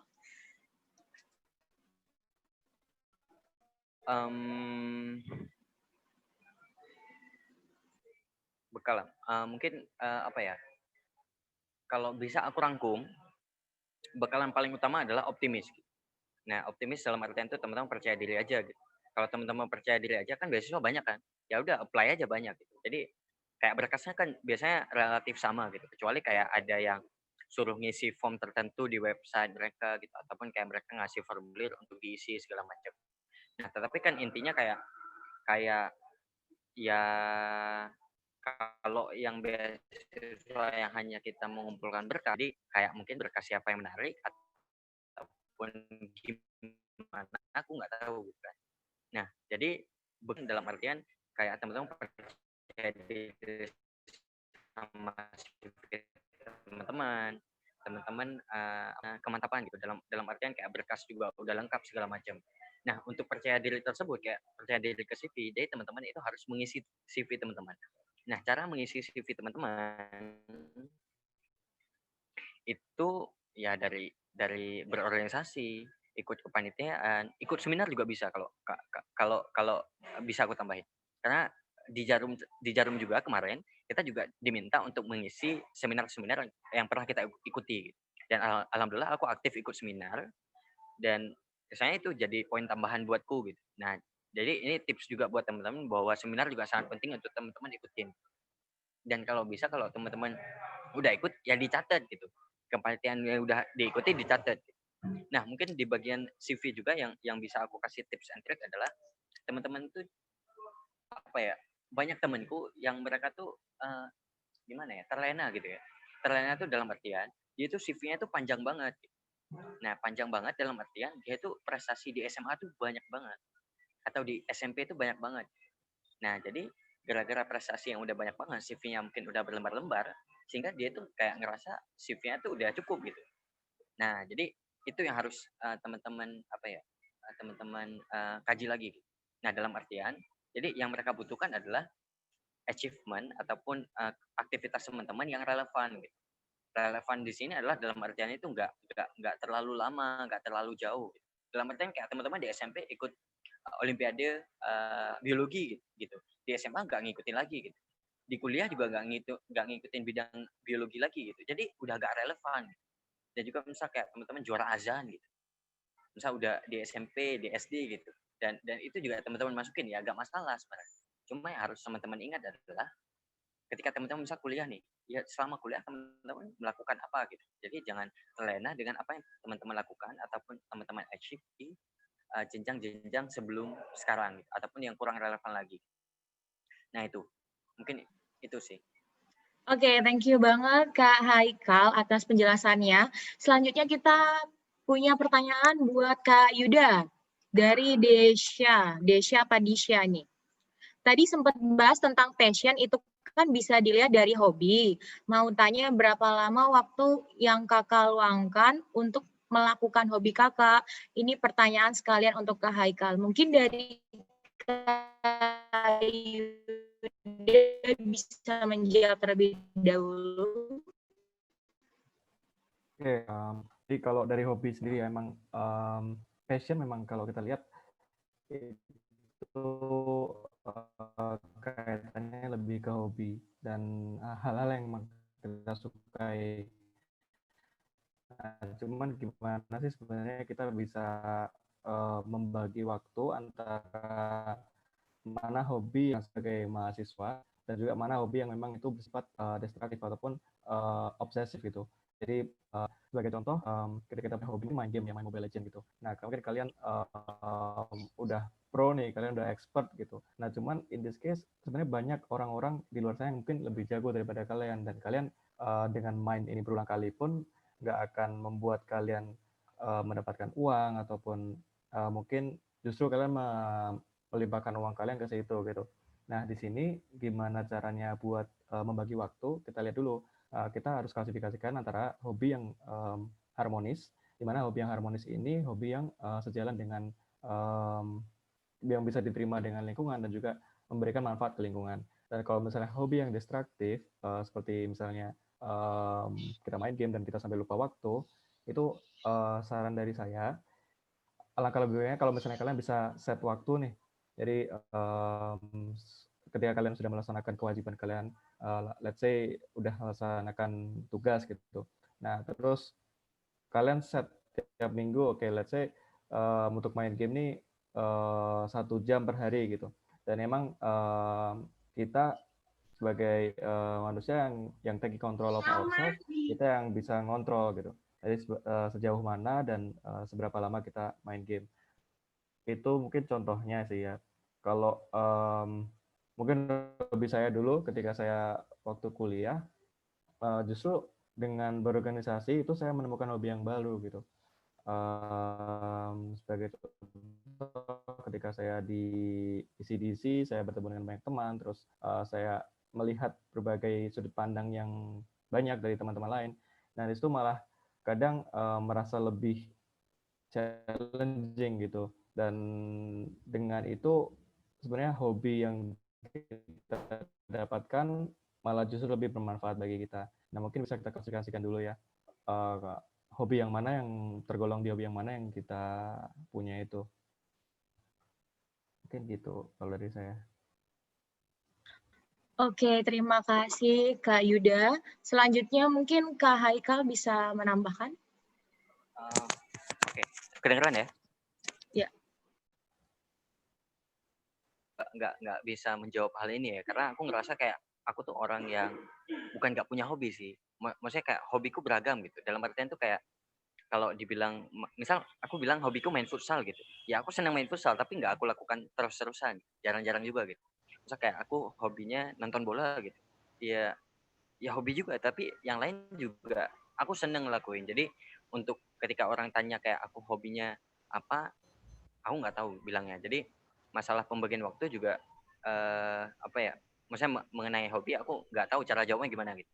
Mungkin tadi juga sebenarnya Bang Yuda udah menjelaskan ke teman-teman sih. Nah, tapi di sini mungkin aku pengen jawab masalah apa ya? Manajemen waktu gitu kan. Misalnya dalam artian kayak kita ngebagi hal hobi ataupun passion kita. Nah, aku tuh punya pegangan dari dulu ya bahwa sebenarnya aku tuh nggak punya time management yang bagus gitu. Nah, ini juga aku menjawab pertanyaan dari dari interview Jarum dulu gitu. Ditanya kan aku kayak ini aktif banyak organisasi. Terus ditanya nih cara kamu tuh dulu seperti ini. Nah, jadi itu aku ngerasa kayak aku tuh orang yang nggak punya time management yang bagus. Nah, hingga yang aku lakukan adalah aku mempersibuk diri gitu. Nah, karena aku nggak bisa milah-milah waktu yang bagus, sehingga aku tuh memperjadwal waktuku gitu yang ada dengan cara mempersibuk diri. Nah, sehingga aku ketika aku ada waktu luang sehari pun itu kalau bisa aku ikut apapun itu, kayak kan aku nggak bisa ngatur jadwalku kan. Jadi yang mengatur jadwalku adalah kesibukanku. Misal kayak aku sekarang harus ngapain, kira-kira ada deadline ini nih. Ketika aku harus ngapain sekarang, ketika aku ada rapat ini, ada kegiatan ini segala macam, ya aku belas gitu. Nah, jadi kan teman-teman tahu ya, kayak ada beberapa teman-teman waktu gitu. Nah, itu orang-orang yang bilang kayak gitu adalah orang-orang yang sebenarnya nggak sibuk gitu. Jadi kayak mereka tuh ya tidur-tiduran, YouTube-an segala macam gitu. Nah, tetapi kalau kita sibuk, kita tuh nggak sempat untuk melakukan hal itu gitu. Jadi kita tuh akan tertuntut untuk selalu produktif. Nah, mungkin dijaganya adalah ya waktu wisata harus ada gitu. Nah, jadi kalau teman-teman merasa diri teman-teman nggak punya time management yang baik, misalnya teman-teman nggak bisa ngatur waktu yang bagus lah. tips dari aku adalah kalau memang teman-teman mampu dan teman-teman niat adalah teman-teman harus ikut banyak kegiatan. Teman-teman harus seaktif mungkin. Karena dengan kita aktif, kita tuh akan tertuntut untuk punya time management yang bagus. Nah, jadi kita kayak gak punya waktu untuk gabut-gabutan sama leha-leha atau foya-foya gitu kan. Karena kita tertuntut untuk ikut ini, menyelesaikan ini, dan segala macam. Itu yang bisa aku jawab. Oke, thank you Kak Haikal. Oke, untuk teman-teman jangan lupa untuk mengisi link feedback yang sudah tersedia di chat box ya. Oke, kita lanjut ke pertanyaan selanjutnya, yaitu ada dari Yelni Novitasari untuk Kak Yuda. Untuk moto atau quote Mas tadi yang life is the matter of perspective, itu misal passion kita berbeda antara perspektif kita dan perspektif lingkungan, keluarga, teman, dan lain-lain. Nah, bagaimana meyakinkan mereka agar mereka bisa mengerti meski berbeda perspektif tentang passion kita, agar menjadi support system kita mengenai passion tersebut. Terima kasih Mas, semoga selalu sehat dan sukses selalu. Terima kasih. Oke. Ini mungkin pertanyaan kurang lebih aku jawabannya akan refer ke yang sebelumnya juga ya. Jadi karena passion itu ada yang bersifat harmonis dan juga obsesif. Jadi untuk passion yang mungkin dibilang di sini passion kita akan sedikit lebih berbeda ya sama lingkungan dan keluarga. Nah sebenarnya kalian bisa lihat dulu nih kira-kira apakah passionnya kalian tuh salah atau mungkin berseberangan gitu dengan cara pandang orang pada umumnya. Soalnya kalau misalnya sebagai contoh, kita memiliki passion yang destruktif, seperti tadi contohnya kita main game terus, sampai kita lupa waktu, dan mungkin orang-orang juga nggak bisa untuk ngobrol sama kita karena kita terlalu sibuk meluangkan waktu kita untuk hal itu. Nah, itu perlu kita lihat lagi ya. Karena di sini mungkin moto yang saya bilang kayak life is just a matter of perspective itu lebih ke bagaimana kita melihat sesuatu itu bukan dari hanya satu sudut pandang gitu, tapi melihat berbagai sudut pandang yang berbeda gitu. Mungkin sebagai contoh dulu ya, ketika saya ikut selam bersih waktu itu, nah itu dihadapkan ketika saya waktu itu belum ada persiapan sama sekali, dan di sana ada sekitar 800 orang yang ikut gitu, dan kayak untuk masuk selam bersih pun kita ada beberapa tes. Yang pertama ada tes bahasa Inggris, terus ada tes written, kemudian ada FGD, terus masih lanjut ke HR dan lain sebagainya. Nah, di kala itu ketika saya melihat diri saya sebagai orang yang belum siap, tapi ketika saya lihat lagi nih perspektifnya, kalau orang tua saya bilang kayak sebenarnya kita tuh sama-sama 9 bulan 10 hari gitu, jadi masing-masing orang itu sama aja basically, cuman bagaimana kita menyikapi itu tadi. Nah, makanya untuk kalian mungkin lebih nothing tulus aja ya buat kalau misalnya sebagai contoh tadi, ketika kita berorganisasi, kita menemui orang-orang yang baru, terus banyak pandangan-pandangan juga yang baru, dan dengan itu mungkin kepercayaan diri kita terhadap sesuatu bakalan lebih meningkat gitu. Karena bisa itu karena terbiasa gitu. Dan mungkin bagaimana kalau tadi pertanyaan untuk meyakinkan teman-teman, meyakinkan keluarga dan teman-teman bahwa passion yang kamu pilih itu benar, ya kalian harus tanggung jawab dengan passion itu gitu. Kalian harus buktikan dengan prestasi, dan mungkin dari situ keluarga bakalan jadi suportif, karena memang mungkin untuk sebagian orang point of view itu masih cukup sempit ya. Terus begitu kita sudah dihadapkan dengan sesuatu dan kita berhasil melaksanakan dengan baik, mungkin orang baru ngerti, oh ternyata bisa nih kayak gini gitu.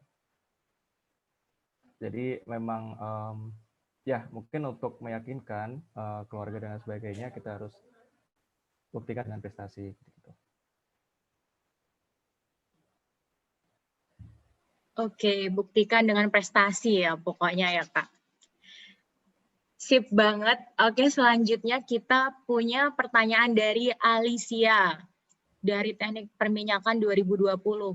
Izin bertanya kepada Bang Aditya Yuda, Jadi saya memiliki beberapa hobi gitu Bang, dan mostly hobi saya itu di bidang seni seperti musik dan tari juga.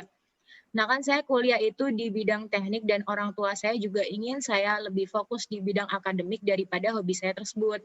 Pertanyaan saya, apakah ada tips khusus untuk orang-orang seperti saya tentang bagaimana cara untuk menghubungkan antara hobi yang bisa dikatakan berlawanan dengan jurusan kuliah dan karir ini sehingga dalam melakukan kegiatan sehari-hari itu kita terhindar dari kata bosan dan jenuh. Terima kasih, Bang. Oke, terima kasih. Jadi sebenarnya kalau dilihat dari sini, memang mungkin banyak ya dari kita yang merasa di semester kedua, mungkin atau di semester ketiga atau keempat kayak merasa kenapa mungkin jurusannya nggak searah sama yang kita inginkan gitu. Sebagai contoh mungkin dipermiakan ya ini tadi ya. Dia kayak misalnya banyak matematika, sedangkan dia nggak suka matematika, justru lebih ke seni gitu. Nah, sebenarnya ini balik ke tanggung jawab dan kewajiban sih ya. Untuk passionnya adik tadi, dengan dia yang suka menari dan lain sebagainya, itu mungkin bisa jadi passion yang untuk mengisi waktu luang, untuk lebih ke bagaimana menghibur dirinya sendiri di kala kepenatan kuliah gitu. Aku juga nggak punya jawabannya pasti buat hal ini karena memang ada sesuatu yang kita itu harus jalani gitu. Balik ke kewajiban, meskipun memang kita apa yang kita inginkan seperti ini, cuman dan kewajiban kita berbeda, ya kita harus tetap jalani gitu. Sebagai contoh mungkin nanti di tempat kerja ketika kalian suntuk gitu sebagai contoh saya kerja di lapangan gitu dan most of the time waktu saya di lapangan. Jadi semisal mungkin ada aktivitas di malam hari jam 12 malam pun apabila itu diperlukan saya juga bakalan datang ke lapangan. Nah, dan di situ banyak sekali hal-hal yang menurut saya untuk hobi dan passion itu diperlukan gitu. Sekarang misalnya saya lagi jauh sama orang tua, saya ada di hutan, terus saya nggak tahu saya mau ngapain. Terus ketika saya cuma merenung dan kayak meratapi kehidupan saya mending melakukan hobi saya gitu. Sebenarnya simple hobi saya sebenarnya hobi yang termasuk destruktif, hobi main game gitu. Cuman at the same time sebenarnya itu berlawan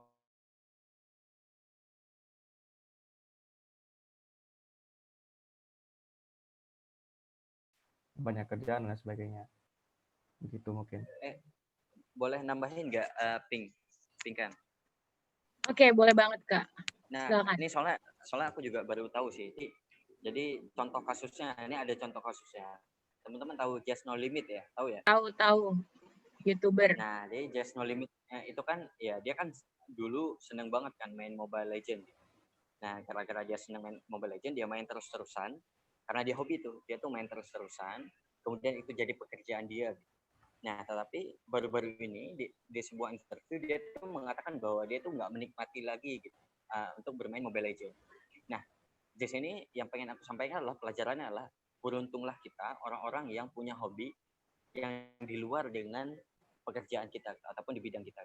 Dalam artian kalau kita capek terhadap sesuatu, kita tuh punya pelarian lah, misalnya seperti itu. Nah, jadi untuk teman-teman yang punya hobi kayak kesenian gitu, suka nyanyi, suka nari gitu. Nah, kalau teman-teman masuk ke jurusan nari dan nyanyi, itu bisa saja itu nanti bakal merubah passion teman-teman nggak itu lagi gitu. Karena itu yang teman-teman lakukan terusan dan itu menjadi bagian dari pekerjaan. Seperti yang Bang Yuda bilang tadi di awal bahwa passion itu kan bisa berubah dari waktu-waktu kan. Nah, jadi apa ya? Teman-teman harus merasa beruntung juga nih ketika misal kamu tadi jurusannya teknik gitu. Nah, tapi passion atau hobi kamu adalah bukan yang teknik. Nah, itu ada hal yang bisa dilihat, perspektifnya ada hal baiknya lah yang bisa dilihat. Nah, mungkin itu sih. Oke, thank you Kak Haikal. Dan sekarang kita lanjut ke pertanyaan terakhir ya dari Dwi Putri Lestari. Untuk Kak Haikal, pertanyaan saya menurut Kakak, siswa yang bagaimana yang dinamakan siswa berprestasi itu? Oh, berprestasi. Kalau berprestasi itu kan kayak apa ya? Kayak tiap orang beda-beda kan. Ada anak yang mungkin nggak muluk-muluk nih. dia tuh beranggapan bahwa berprestasi di sini adalah orang yang cum laude gitu. Jadi membanggakan orang tua. Ada juga yang merasa itu udah berprestasi. Nah, jadi mungkin gini. Mungkin aku bakal menjawab dengan cara ini. Jadi menurutku ketika teman-teman menjadi seorang mahasiswa, yang harus teman-teman lakukan ataupun capai ketika menjadi mahasiswa itu ada 3 hal. Bisa berprestasi, bisa berkarir, dan juga bisa berbisnis. Nah, ada 3 nih. Nah, kalau teman-teman mendapatkan salah satu atau salah 2 atau salah 3, itu teman-teman udah apa ya? Ya kalau aku mengatakan udah berhasil gitu. Misal contoh, teman-teman menjadi mahasiswa selama 4 tahun lulus, teman-teman berprestasi. Ikut lomba banyak, beasiswa banyak. Nah, ya udah berarti teman-teman udah sukses menjadi seorang mahasiswa S1 misalnya gitu kan. Yang kedua, berkarir. Berkarir di sini adalah teman-teman membangun jaringan. Nah, semisal teman-teman selama kuliah, teman-teman menjadi ketua BEM, ketua himpunan, walaupun teman-teman nggak ikut lomba, teman-teman nggak pinter, tapi teman-teman berkarir gitu. Teman-teman dalam artian teman-teman punya relasi. Setelah lulus nanti, teman-teman punya jaringan lebih banyak. Nah, itu juga teman-teman sukses menjadi seorang mahasiswa atau mahasiswi. Nah, yang ketiga adalah berbisnis. Jadi teman-teman ketika kuliah sama perkuliahan, teman-teman kan kuliahan kan kita biasanya kayak banyak teman gitu, banyak proyek kayak bikin ini itu gitu. Teman-teman bisa berbisnis lewat sana gitu. Dan teman-teman misal 4 tahun 5 tahun kuliah udah punya bisnis gitu. Pokoknya bisnisnya udah kuat gitu. Udah bisa menghasilkan pendapatan. Nah, itu juga teman-teman udah termasuk sukses gitu. Walaupun teman-teman nggak berkarya dan nggak berprestasi gitu. Nah, jadi pilihannya itu adalah ada di tangan teman-teman. Nah, yang bahayanya adalah teman-teman nggak masuk ke tiga-tiganya. Gitu. Jadi teman-teman nggak berprestasi, teman-teman nggak berkarir, teman-teman nggak berbisnis. Nah, itu yang tidak tidak sukses lah. Nah, jadi teman-teman harus memanfaatkan ketiga itu. Nah, jadi kalau menurutku itu sih. Mungkin tadi pertanyaannya berprestasi, tapi mungkin di aku ini lebih ke yang sukses lah. Karena prestasi sendiri kan misalnya kayak ada banyak kan. Nah, mungkin itu aja yang bisa aku jawab. Oke, thank you Kak Haikal. Mungkin dari Kak Yuda bisa menambahkan. Tadi pertanyaannya mahasiswa berprestasi ya? Iya. Mengenai apa menurut Kakak siswa yang bagaimana yang dinamakan siswa? Mungkin kalau dari sudut pandang saya, mahasiswa yang berprestasi itu mahasiswa yang balance gitu. Dalam artian nggak cuman dari segi akademikal, cuman dari segi yang mengedepankan soft skill, dia juga pandai di bidang itu gitu. Jadi sebagai contoh, mungkin ada beberapa orang yang emang buru ranking gitu, biasanya buru rank ya. Jadi dia kayak ngejar nilai dan dia belajar terus-terusan tanpa mungkin bersosialisasi sama temannya. Dan itu sebenarnya at the end result ketika kita bekerja gitu. Kenapa ya dulu aku nggak coba bersosialisasi sama orang gitu? Karena di tempat kerja justru contohnya aja ketika saya dihadapkan ke beberapa orang yang lebih senior daripada saya, ada beberapa operator nih dan dia udah puluhan tahun bekerja, bahkan waktu saya lahir pun dia udah bekerja gitu. Dan di posisi itu saya suruh melit dan saya suruh memimpin bapak-bapak ini gitu.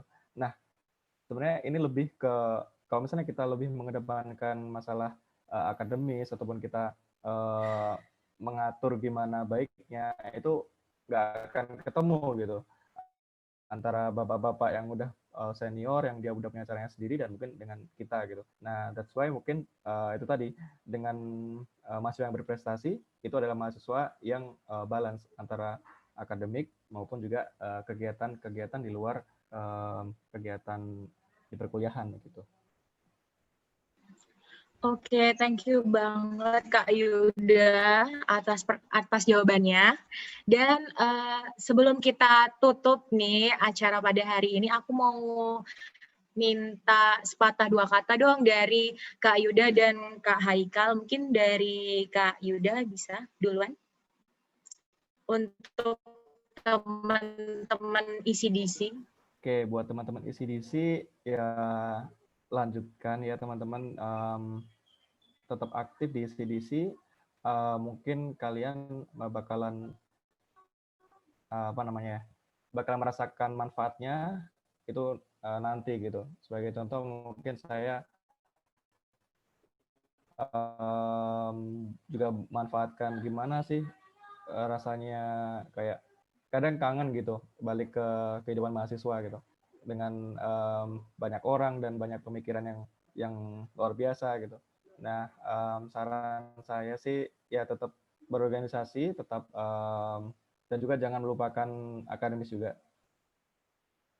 Tetap semangat dan jaga protokol kesehatan, protokol COVID. Oke, tetap ya Kak, tetap jaga protokol kesehatan gitu ya. Oke, selanjutnya bisa mungkin dari Kak Haikal. Oke, ini buat semuanya ya, baik dari panitia, dari yang ICDC sama dari mungkin teman-teman yang peserta gitu, bukan dari ICDC ataupun bukan dari PN gitu. Sebagai mahasiswa apa ya, teman-teman harus benar-benar memanfaatkan kesempatan teman-teman yang mempunyai status mahasiswa. Karena ketika kita punya status mahasiswa itu adalah status yang menurutku yang membuat kita dapat mencoba banyak hal gitu. Nah, berbeda kalau kita udah lulus nanti gitu. Jadi untuk kita mencoba banyak hal itu udah terbatas gitu. Kalau teman-teman jadi mahasiswa, teman-teman udah masih bisa berkegiatan, walaupun berkegiatan tetap bisa, tapi berorganisasi gitu kan, segala macam. Jadi dimanfaatkan betul-betul. Jangan sampai kayak Bang Yuda bilang tadi, ada yang lulus gara-gara dia gak balance akademik dan akademiknya, dia menyesal di kemudian hari. Jadi benar-benar apa ya, memanfaatkan masa kuliah itu jangan kayak cuma apa ya, pacaran gitu, jangan cuma kayak foya-foya gitu, ngeband gitu, jangan ya. Tapi kayak benar-benar dimanfaatkan untuk menggali ilmu dan kesempatan. Sama itu tadi, karena aku tadi bahas beasiswa, kalau bisa teman-teman mulai dari sekarang itu harus rajin nyari beasiswa. Karena kayak aku bilang tadi, beasiswa juga merupakan prestasi buat teman-teman. Jadi kayak cara lomba lah, harus semangat cari beasiswa. Mungkin itu aja. Oke, thank you banget buat Kak Haikal. Dan nggak terasa ya teman-teman, udah di akhir acara nih ya. Terima kasih banget buat kedua narasumber hebat kita, Kak Yuda dan Kak Haikal, atas waktu. Such a great opportunity untuk bisa ngobrol bareng kalian, untuk bisa sharing bareng kalian di sore hari ini. Oke, untuk selanjutnya, aku mau memaparkan sedikit nih tentang materi yang barusan tadi disampaikan oleh kedua narasumber hebat kita tentang passion dan beasiswa. Intinya kita harus mencari passion kita dulu nih. Caranya gimana? Pertama kita bisa ngelis hobi yang paling kita sukai, dan dari hobi itu kita bisa gali lagi lebih lanjut, kita planning, lalu kita realisasikan planning tersebut. Dan untuk beasiswa sebenarnya ada banyak banget beasiswa, mau ada beasiswa penuh, beasiswa bantuan, beasiswa dari negara lain, tinggal pilih aja. Dan yang pasti harus optimis dan harus percaya diri awalnya ya, begitu. Oke. Teman-teman, terima kasih atas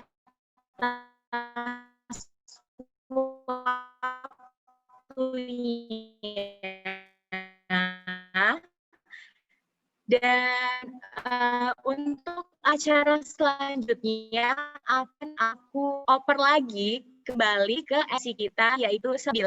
Thank you, Sabil. Oke, thank you Kak Pinkan, and thank you so much for your time Kak Yuda dan juga discussions. Dan saya lihat tadi dari pertanyaan-pertanyaan yang diajukan bahwa sangat excited banget semuanya sama pengalaman dan juga sama diskusi dari Kak Yuda dan juga dari Kak Haikal. Oke, sebelum saya lanjut ke agenda selanjutnya, kami dari panitia akan menyerahkan sertifikat secara virtual kepada Kak Yuda dan juga kepada Kak Haikal.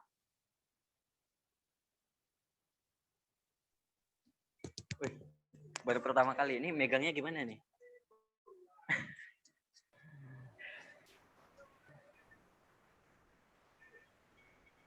Terima kasih. Baik, untuk operator mungkin bisa di screenshot. Ya, diedit fotonya pas ngasih. Tangannya gini. Setelah terimanya gimana ya? Gini Bang, gini. Pink kan tahan ketawa ya. Nyalain, Pink. Aku nggak bisa nahan. Ya Allah. Wih. Be yourself and never surrender. There's no limit There's ada no limit. ternyata. Gila.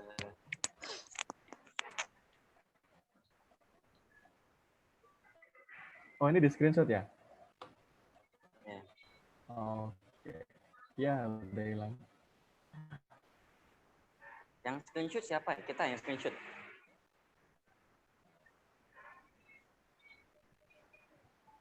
Mana?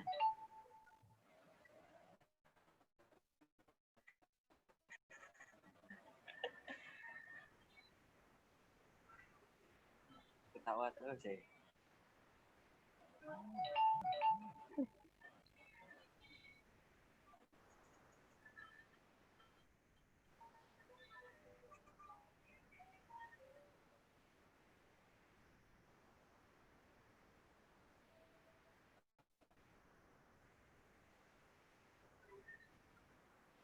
Ini udah belum sih? Kok aku bingung.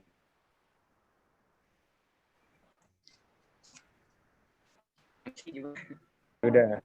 Baik, Udah. oke baik. Saya ucapkan sekali lagi terima kasih banyak atas waktu Kak Yuda.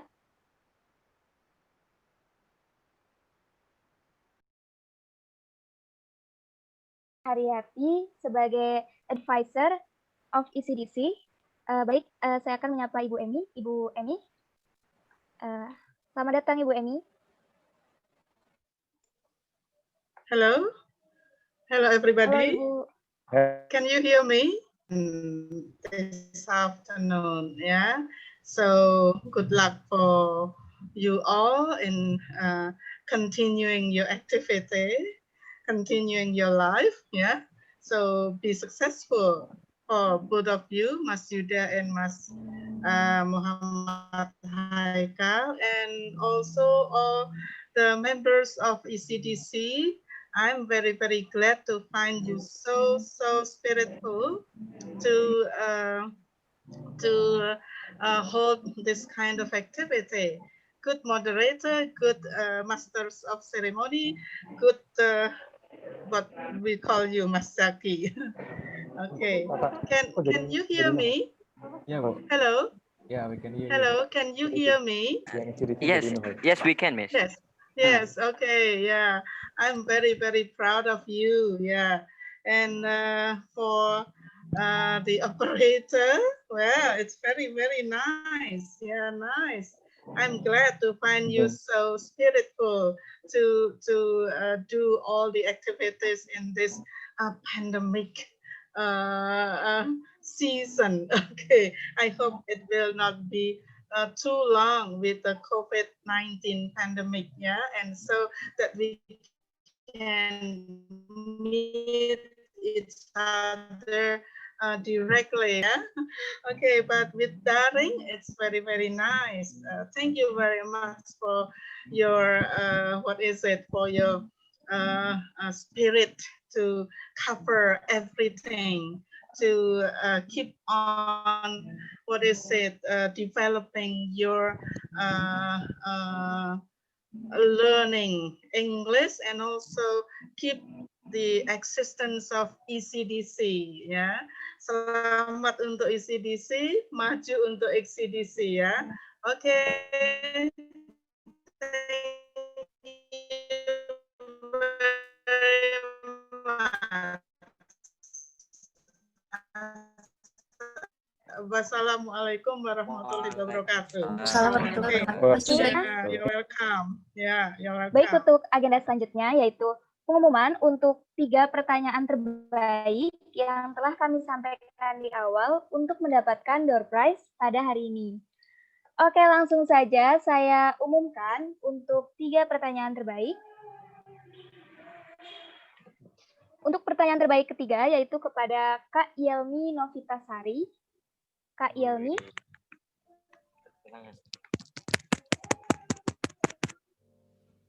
Halo Kak Yelmi. Halo. Oke, langsung saja dilanjutkan mungkin. Untuk pertanyaan terbaik kedua, yaitu kepada Kak Tala Nugra Muharom. Untuk Kak Tala, halo Kak Tala. Yes, hello. Ya, selamat Kak Tala. Thank you very much, everybody. You're welcome. Pertanyaan terbaik pertama yaitu kepada Kak Irfan Oktavian. Halo Kak Irfan. Halo Kak Irfan. Kalau enggak, biar saya wakilkan, biar Baik. hadiahnya buat saya. Kiranya langsung dilanjutkan. Baik, selamat kepada pertanyaan terbaik yang telah dipilih untuk mendapatkan door prize.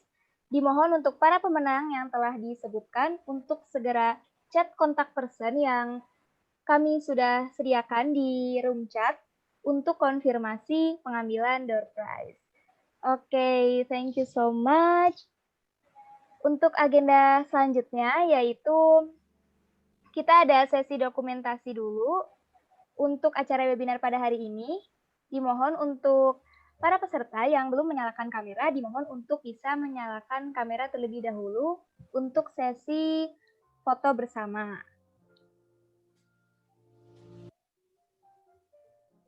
Baik, saya ulangi untuk para peserta yang ingin mengikuti sesi foto bersama bisa menyalakan kameranya terlebih dahulu.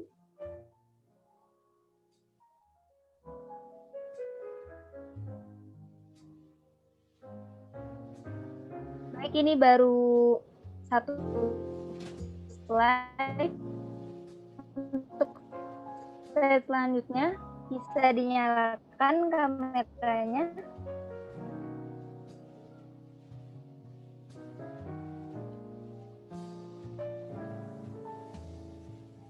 Operator bisa dibantu ya. Oke, operator bisa ya.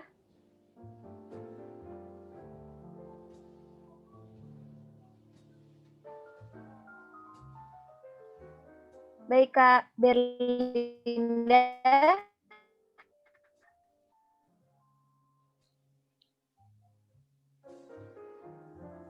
Bisa mendengar saya?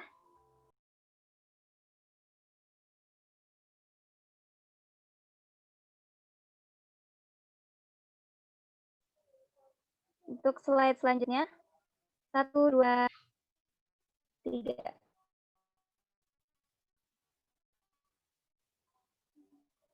Oke, udah. Oke, baik. Terima kasih semuanya. Tidak terasa kita sudah sampai di penghujung acara. Sebelum saya menutup acara webinar pada hari ini, saya ingin mengingatkan kembali, dimohon kepada seluruh peserta untuk segera mengisi link presensi yang tertera di room chat Zoom, dan link tersebut juga berfungsi untuk mengakses sertifikat yang akan kalian dapatkan. Oke, saya ulangi, untuk seluruh peserta bisa segera mengisi link presensi yang sudah tertera di room chat Zoom dan bisa mengakses sertifikat. Terima kasih. Okay, thank you so much. So I would like to close this webinar. Thank you so much for your presence, participants. I hope this webinar is useful in our life, so you have a big motivations for yourself.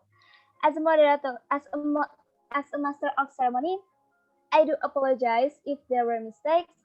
Please stay safe and keep social distancing. Thanks for your kind attention and see you. Wassalamualaikum warahmatullahi wabarakatuh. Waalaikumsalam warahmatullahi wabarakatuh. Thank you everyone. Terima kasih semuanya yang telah menghadiri acara webinar pada hari ini. Terima kasih Kak. Terima kasih juga. Izin live ya.